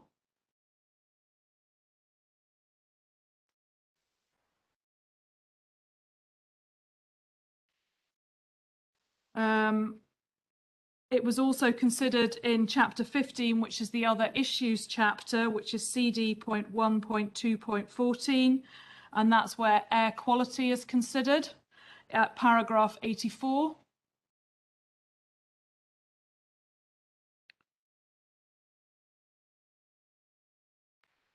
And there is a draft SEMP that was submitted with the application, which is document CD 01.8.10. And that is where a lot of the environmental controls that would be required, that Ms. Knox has talked about, that would be fed into that document. As I said, following the submission of the application, there was consultation in respect of the application, and there were responses from both Transport Scotland and Argyll and Bute Council's traffic team. And the Argyll and Bute traffic comment is CD 02.1.5. And Transport Scotland's comments are CD 02.24.1. And neither of them objected to the application, and neither of them identified a preferred access point. But in considering the wider picture, the recommendation to the councillors that was made by Argyll and Bute suggested that there should be a single access, and that single access should be the existing core one. And that has found its way into the objection to the application from Argyll and Bute, which is contained in CD 02.1.8 and CD 02.1.9. And you find that their position under the heading of other recommendation access options.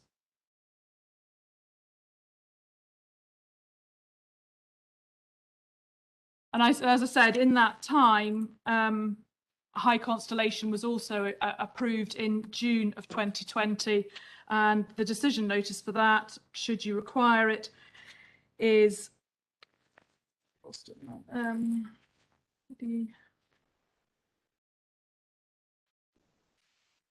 apologies, I thought I had it written down in this case. I've got it written down in others.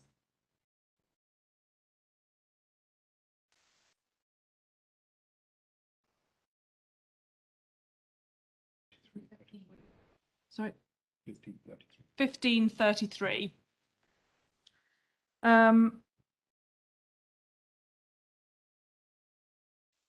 The West Kintyre Community Council were also clear in their response to the application, which is CD.2.25.1, and they identified that they understood the concerns of the owners of Glebe Cottage, but they felt that another access onto the A83 was not desirable.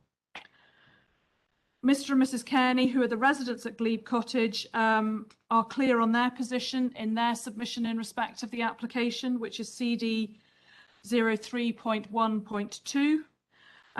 And they are clear that they don't favour the use of the core access, but they are also clear that they haven't objected to the use of that access by the High Constellation scheme.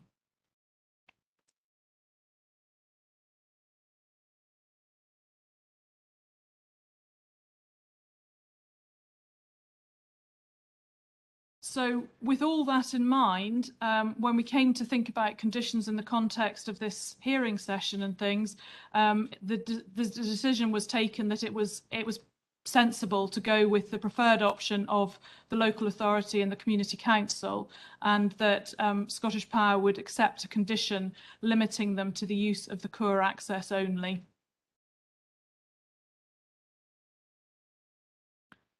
And that is the potted history, if you like, of how we've got to where we started and how we've got to where we are today in respect of the accesses. Thank you very much. And a couple of queries, I think. You mentioned the High Constellation decision. And what is it about the High Constellation decision in particular that persuades you to that circumstances have changed. What specifically, if you can elaborate for me on what it is that would bring about, which may change in your mind the conclusions that the EIA reaches, for example, in perhaps supporting or more strongly supporting the new access versus the existing one. If it does, you might disagree. High Constellation has a lesser number of turbines. I believe it has 10 turbines in this scheme, but its blade length is the same.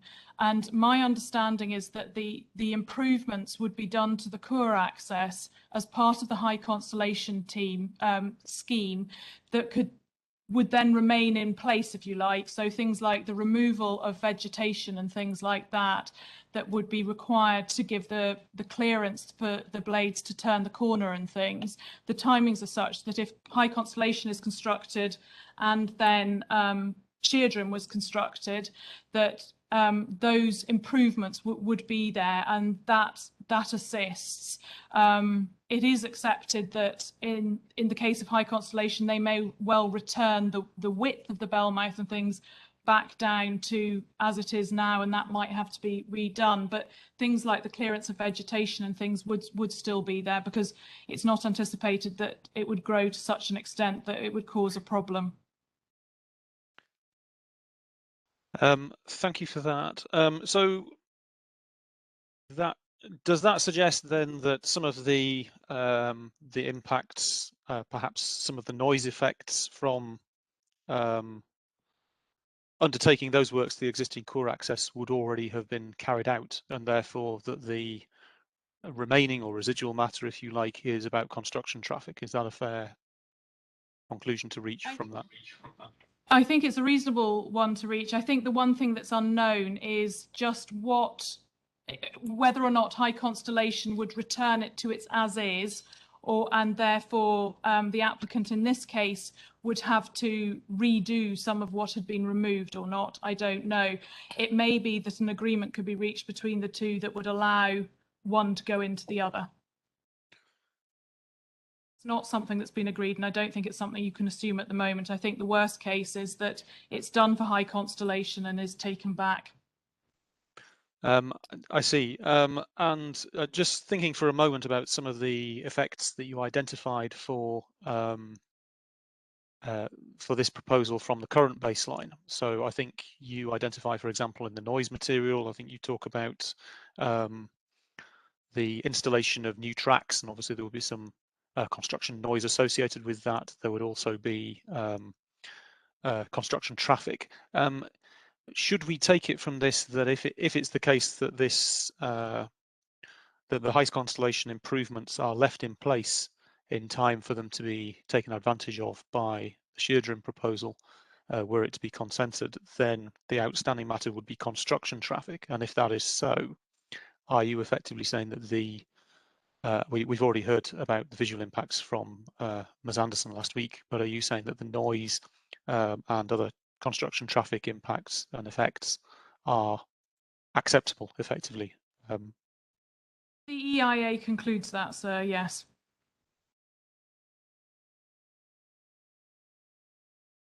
That's been reaffirmed by the Council's consideration of the application, and they are content that with the appropriate mitigation, it would be satisfactory. Or acceptable is perhaps a better word.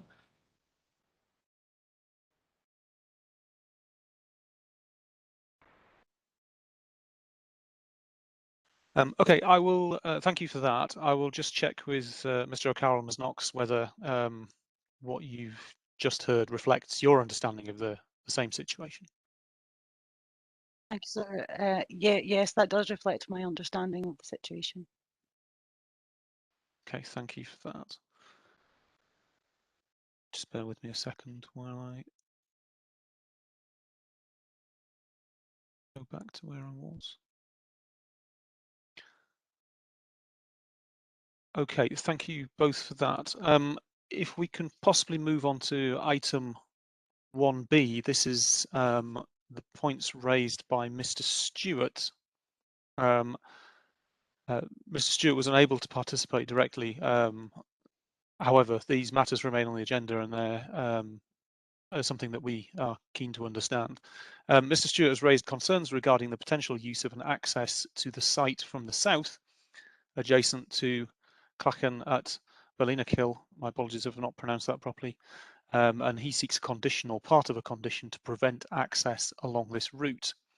And I'd said that parties would be asked to discuss their views on this, what risk, if any, is posed by the possibility of using that access, and how site access might be controlled during the construction phase to help us to understand that, and what is the best method in your respective views to ensure that Mr. Stewart's concerns are avoided or satisfactorily limited. I'll begin with Ms. Sidgwick, please, if you wouldn't mind taking us through your thinking on this, and if it's of assistance to the parties. CD 4.13 is Mr. Stewart's letter, and he submits, I think, 2 separate instances of a similar map at CD 4.14 and 4.14a. So if people need to have those, then that's, I think, where they are. So Ms. Sidgwick, please. Thank you. If I can deal with it in sort of two parts, if you like. The first one relates to brackets 2, part 2 of the condition, and that's to do with the restricted access, and then move on to the other part that Mr. Stewart is seeking, which is wording along the lines of, and the developer will ensure that all contractors, subcontractors, agents and employees are required to comply accordingly. And if I can deal with them in those 2 separate elements, if that's okay. My understanding that there was an email from Mr. Stewart dated the 1st of November, and in that email he was seeking clarity in respect of the map to which I think you've just referred, and the grid references that were in the draft condition that was sent to him by Shepherd and Wedderburn. That the applicant didn't respond to that email because between them reviewing the information and preparing a response, Mr. Stewart advised of his ill health and his withdrawal for the inquiry, so it wasn't deemed appropriate to respond to that. But I can just sort of provide a little bit of an update on that one, if that's helpful.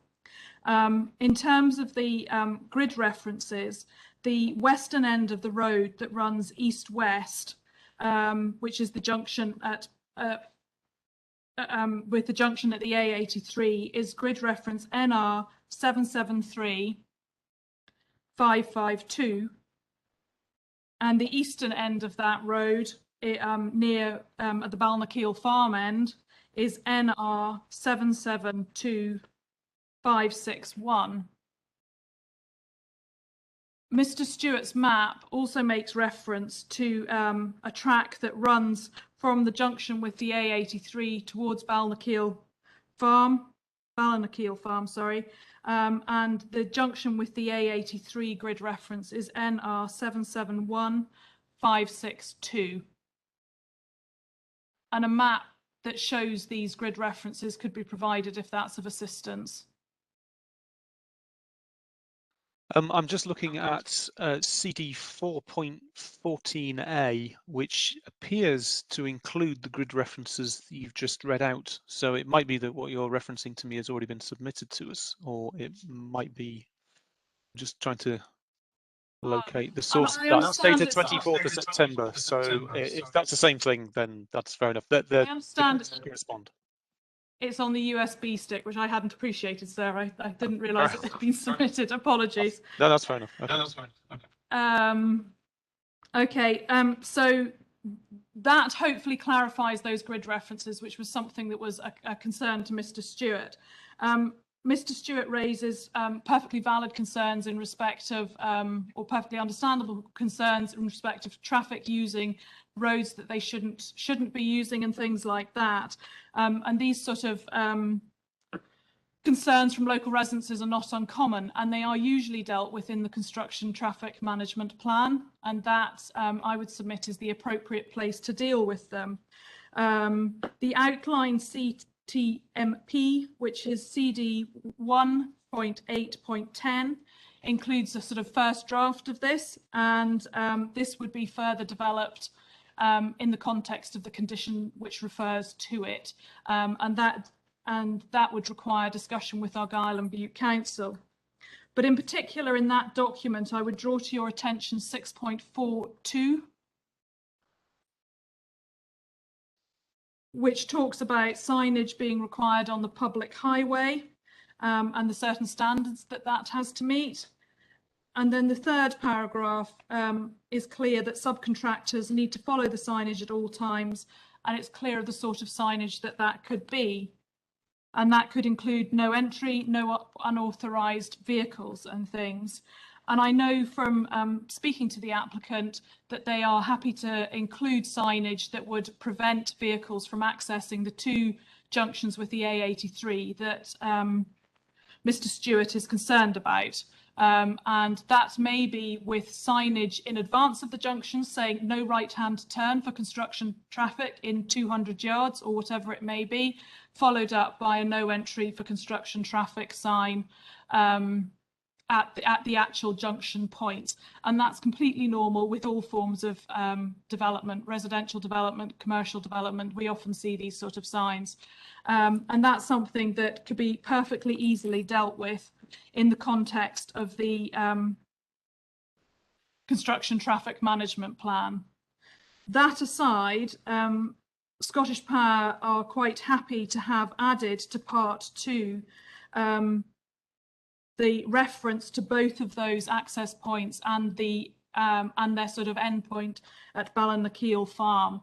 So in the condition that was sent on the 29th of October in 0.4.17, it reads, the TMP shall detail that all vehicular traffic is to be from the A83 Tarbert Campbelltown Trunk Road and that no construction traffic will use the B8001 Red House to Skipness Road or the private road from the A83 in Clachan, and then a grid reference via Ballinakeel, and then a grid reference, or the, and then what I'm suggesting is added is or the private road from the A83 and the grid reference that ends 562 via Ballinakeel, and the grid reference again to access the proposed development.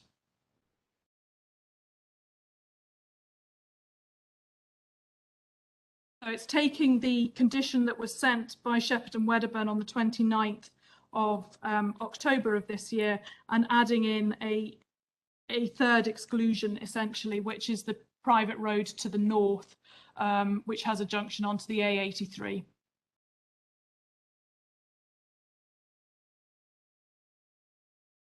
And that, I think, concludes what I want to say on the first part of the question, if you like. Would you like me to go on to the second part? Yes, I'm happy for you to do that. Yes, that's helpful. Okay, so the second part is something that Mr. Stewart has suggested, and I read it out earlier. It's not something that I've seen applied to a condition. It's not wording I've seen used in a condition and things. The outline CTMP, which is CD 01.8.10, includes reference to a complaints and inquiries procedures, and that's something that will have to be signed off by Argyll and Bute Council as part of the discharge of the conditions, and that could include complaints to a named person or whatever. But in my submission, sir, it's not appropriate to have a condition that covers liability. Essentially, I don't believe that it would meet the tests that are set out in the Planning Circular 4 1998, which is CD 05.6.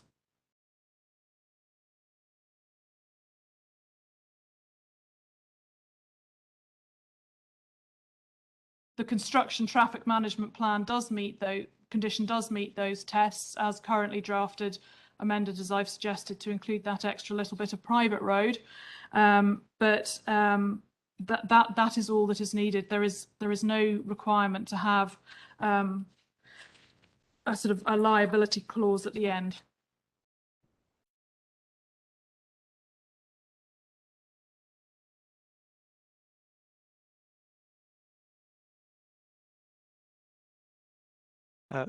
Thank you very much. Could I just check, one of the things I mentioned in the bullet points was how site access might be controlled during the construction phase. And in particular, I'm thinking if I put myself in the position of being a vehicle coming to the site to carry out some works or to be involved in some works during construction, do I have to go through some kind of security cordon or of some kind in order to gain access to the site? Is there site management who control the access of vehicles to the site at a certain position? How would something like that work if it exists? I'm not a construction site manager, but I can let you know from my experience. Essentially, deliveries that are being made will generally be known about and things, and they will be given a clear set of instructions as to how to reach the site and things like that.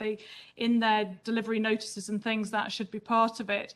There will also be, I would expect, for regular visitors to the site, so the sort of general construction team, if you like, toolbox talks that will be based around which will include elements of the construction traffic management plan, but also the SEMP and a whole host of other issues and things. And those will be used to make sure that people know where they're going and what they're doing. As things arrive on site, they will turn into the site and they will get to the sort of first construction compound, and it's that location that they will be checked in and told where to go. And if they're delivering things, they'll be told whether it's to lay stuff down, whether it's to deliver them to a certain place and whatever, and that will be controlled by the construction team or the principal contractor.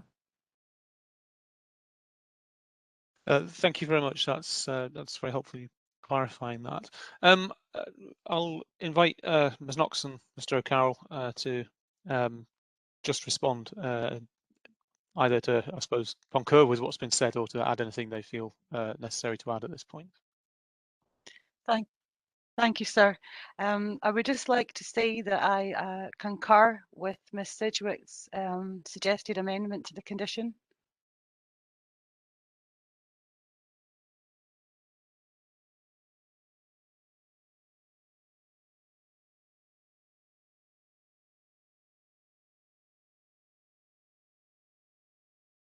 Thank you very much. I'm just checking through.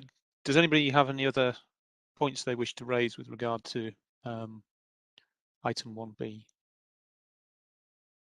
Okay, there's no other points to make. Okay, that concludes item 1. Let's move forward to item 3, which covers the draft condition 5 regarding radar. Now, since we issued the agenda, at the time when we issued the agenda, we had heard the response from NATS in response to the reporter's questions.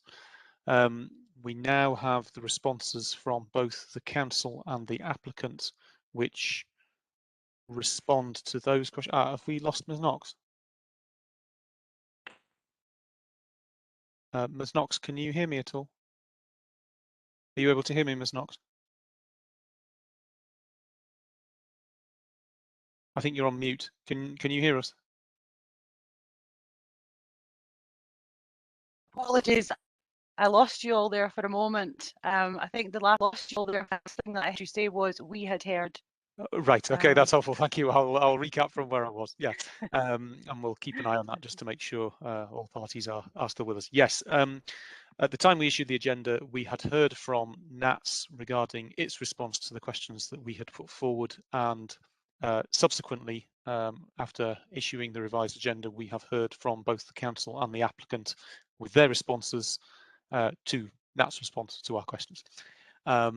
So as we understand it, the latest position appears to be that the applicant proposes revised wording for the condition which is set out in CD 4.20 at paragraph 11.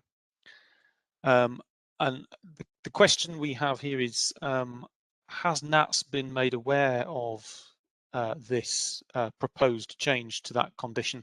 And if they have, are you aware of whether they've agreed to it or not? So perhaps I can answer that one. My understanding is that gnats have not been made aware of it, unless they have picked it up from the DPA website. Let's see. But they haven't specifically been made aware of it, no.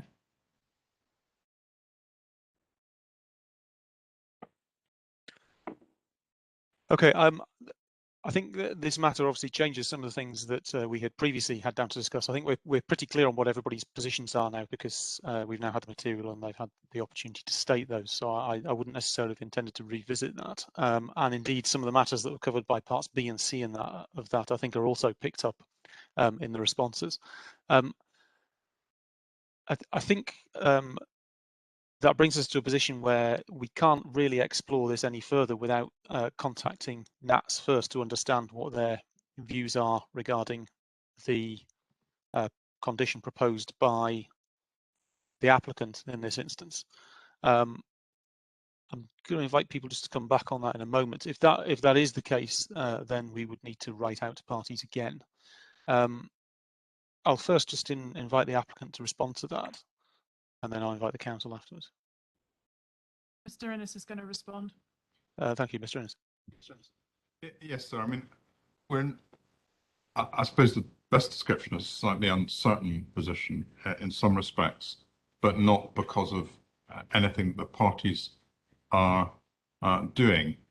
In terms of the necessity of the mitigation, there are a number of matters that may come to bear between now and the implementation of any consent. And I think we have identified that there's ongoing regulatory changes which would potentially have a bearing. There is NATS currently commissioning a new radar system on Lowther Hill, and they have publicly pronounced the huge benefits to the wind farm industry of this new technology that they're deploying there. And equally, against that background, we also have a question mark over the extent of the necessity of the coverage over the wind farm in terms of its necessity in terms of operationally for that. What we have suggested in the interim whilst there are these matters, and I think we're not in the realms of, is there mitigation available? Yes, there is. The system has been designed to be wind farm friendly in quotes. So we're not in the realms of there's not a technology or anything like that. What we are working through is the extent to which this particular proposal would have an adverse effect on this new radar system, and the extent to which arising from that there would need to be any mitigation to the operation. And in our submission, that case has not been made out yet. So in the circumstances, what our compromise position is to try and resolve these matters. We have an ongoing and effective working relationship with NATS. And in the circumstances, what we're prepared to do is enter into a condition that prior to commencement of the 4 turbines that are potentially visible, that we would submit a further scheme, and that would be tested at that time with potentially the better understanding of the technology which has been deployed at Lowther Hill, and also potentially taking into account any further developments that might have occurred in the regulatory context. So our submission is what we're trying to achieve here is a compromise between the positions that were previously adopted to find common ground that effectively means that we are genuinely deferring whether or not a report requires to be done to the timing of the delivery of the project. And if I may say that there's lots of other things that have to be detailed, that has to be finalised in relation to a project this before it's ultimately delivered, and that would be the appropriate. Oh, Arlene Knox has gone. The dreaded yellow triangle. So let's just pause there a moment. Can you hear us? Yeah, you dropped out just for a second or so, and Mr. Innes very kindly paused because he saw it straight away. So, if you can hear us, I'll invite Mr. Innes to continue. So that that was really just explaining the context of where we've reached in terms of setting out a draft condition, is to essentially cover off the respective positions until that information is known. It is not a circumstance where there is a problem.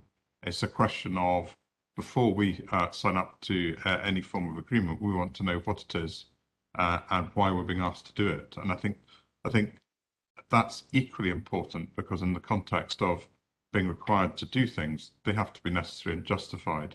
So we're at a stage where we think we are putting forward a sensible compromise, and indeed, should the matter have to proceed to, if there are finances involved, then we necessarily have to put an appropriate undertaking in place. In terms of where this would sit, these aviation conditions generally sit with the Scottish ministers, and in that context, the discretion provided by Section 36 is broader than planning in relation to conditions. The statement is very broad in terms of Section any conditions that the decision maker thinks fit. So there is a broader range of conditions that can be opposed in terms of Section 36. And in my submission, it would be perfectly lawful to impose the type of condition that we are proposing in relation to our response. But as I say, what we are trying to do is to, because it does become a bit of a difficult issue of trying to have a debate in front of you about technical issues that have yet to be resolved at Lowther Hill. So we are all then debating about how successful NATS will be in commissioning their new technology. And that in itself is not really going to be a particularly helpful debate, because we'll just have to wait and see how effective their new radar system is, and the mitigations that they're able to put in place for wind farm development. I mean, on the face of it, of the press statements that have been made, it appears that this appears to be one of the primary reasons for deploying this new technology on the top of Lowther Hill, is to make it more effective in meeting wind farm industry needs. And that technology has obviously been developed with that specific matter in mind. Against that background, I genuinely do not believe that any technology debate is going to take you any further. The question is there the potential need for mitigation? Possibly, but we want to see it and be justified, and we believe that the Scottish ministers, alongside the CAA, are the appropriate arbiters as to what we put forward as being acceptable. And so if there is a dispute between ourselves and NATS at that time, the Scottish ministers can consult the CAA as an independent regulator to say which position is preferred, and if that seems an appropriate balance in terms of where we sit in relation to that matter. So I think we have almost taken almost as far as we can in terms of exchanges, and it comes down to how can we effectively manage the situation given those circumstances in a sensible and pragmatic way, and that has been our response in terms of the condition that is proposed. It's trying to find that middle ground to allow the matter to be dealt with and to ensure that both our interests as the promoter of a renewable energy scheme and those of NATS can be properly and adequately dealt with going forward with an appropriate condition that reflects the status of where we sit today. Thank you very much for that, Mr. Innes. I'll invite Ms. Knox and Mr. O'Carroll to respond if they wish. I can appreciate, obviously, they are here as the local authority and not here as NATS, although I know that the council was, I think, supportive of a different form of wording for the condition. I think I'm trying to recall the sequence and order of the correspondence.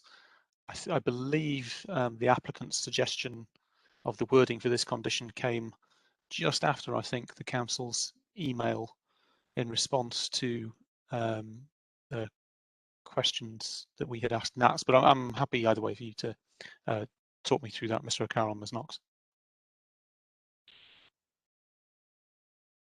Thank you, sir.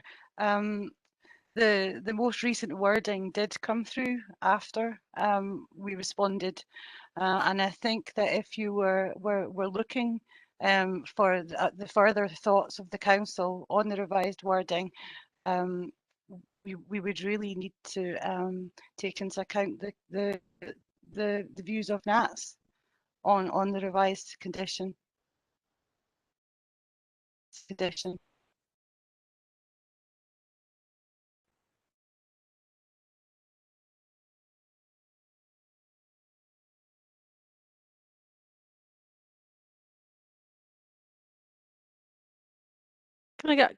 Mr. Innes, can I just ask a question for clarification? Are you saying that we don't need to go back to NATS with the new proposed condition now?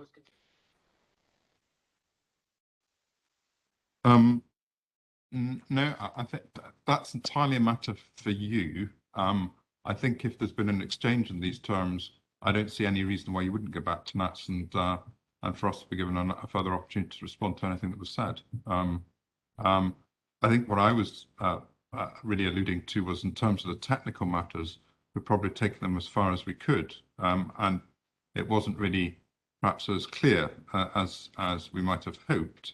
But that arises from the circumstances of the snapshot where we are at the moment. So in terms of the detailed drafting of a condition, no, I think it would be perfectly appropriate for you to go back to NATS with the draft condition and to get their views on it and to give us a chance to respond. As I say, we were very keen to set forward what we felt was a sensible way forward, and that's really what we were looking to achieve.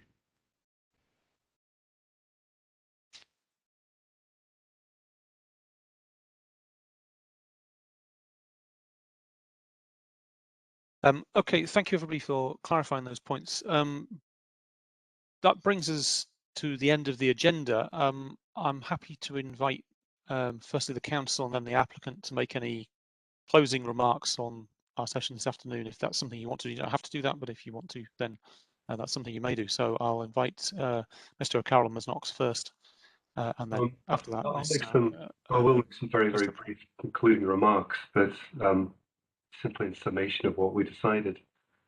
The only matters outstanding that we have before us in relation to items 1A and 1B of the agenda, and in relation to conditions 21 and 23, in relation to the accesses, as you've heard, Sarah Mom, that there were a number of arguments going both ways with regard to the benefit of having a new access or using the existing core access. Having taken on board all of those matters and having considered them all, the local authority's position was that the current access should be retained and be the only one that would be used. And that was a position that's now been accepted by the applicant. And in relation to the other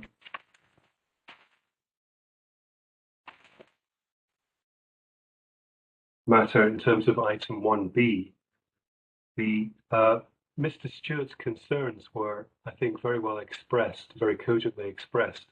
I noted the correspondence between himself and Messrs. Shepherd and Wedderburn, and a large degree of agreement was reached between them. As I understand it, his only remaining concern, and the reason why he didn't ultimately withdraw his objection in relation to this particular topic, was in relation to the issue of enforcement. And you've heard the matter described to you by Ms. Sedgwick in relation to that, and the dissent would be the answer to that as she's described it to you. And obviously then, if you're satisfied that the enforcement of the appropriate means of access is satisfied by means of using a condition of that nature, then that is a matter for you. And then finally, in relation to matter 5, condition 5, radar, yes, sir, entirely a matter for the applicant and NATS to agree. It's a matter for them. The council would obviously be happy to look at any wording, but really, ultimately, it's a matter for them and a matter that's still open for the reasons explained by Mr. Innes. That's all I have to say in summary, and it really says, really just as broad a summary as I can make. I'm not sure if Ms. Knox has anything to add. No, sorry, nothing to add. Thank you. Thank you, Mr. O'Carroll and Ms. Knox. Mr. Innes, did you want to make any closing remarks at all? I'll be exceptionally brief, sir. In terms of the Mr. Stewart's concern about the contractors, in any planning situation, the planning law is that the conditions are binding on certain parties, and they ultimately have to take responsibility for what their contractors do, as well as those that are doing the works as well. So I think it would be wrong to try and introduce that element into the drafting of a condition, as it wouldn't be appropriate and necessary to do so. What I would also say is that in terms of the way that Scottish Power Renewables develop their sites, that their community liaison team are also involved during the construction process. And they, in that process, also bring in the principal contractor to be part of the ongoing discussions with local community representatives. And this provides a very good forum in which two things: there's an exchange of information about what's happening in terms of the construction, but also the feedback from members of the local community in a structured forum, which also involves the principal contractor. And that's a very important part of the process, because it brings the principal contractor face to face with members of the community and effectively affords them a direct opportunity to know who's in charge of the site and to work with them. And as a process, that has worked extremely well and is now part of the approach which SPR bring to their construction. And I think the only final thing I would say on this session is that in terms of the fact that we have reached so much agreement in relation to all the conditions is down to a lot of hard work between the obviously our team working for SPR, but more importantly also with the council and the engagement of other members of the community. And I think it demonstrates a really good process and an effective process where they've worked really hard and they've really narrowed the issues of both the concerns of the council and the community into a workable set of conditions, which I think is all to the best. And that's I would certainly pay tribute to Arlene Knox's work in the background in helping everyone to deliver that. But that's why we've got so few issues, is that people have done a lot of work in the background to make sure that happens. And I think it is built on essentially prior experience of actually building wind farms. So as I say, I think that's been a very positive process. And the fact that members of the community have joined in the detail, and that hopefully I think we've sought to address those as well as we can, that they now also be reflected in those draft conditions that reflect input from all those parties. And as I say, it's a demonstration of the process working effectively in terms of upfront work. So I just wanted to commend all those that have been involved in that process for the way in which they had narrowed the issues. Okay, thank you very much for that. Thank you very much to all of you. That concludes our session for today. We will reconvene tomorrow morning at 09:30 to commence the session on to recommence inquiry session 1, where we will hear from the council's landscape witness. So until tomorrow morning, I hope. Oh, Mr. O'Carroll, you are. Just to mention one thing is that, as I did prior to my cross-examination of the other Miss Anderson last week, I will be circulating a list of documents that I'll be referring to in Miss Anderson's evidence in chief. I'm not in a position to do it just now, but I will be doing it at some point during the evening. So please have an eye out for that in the morning, and it means that you'll be prepared with the documents, relevant documents in front of you. Thank you very much. That's very helpful.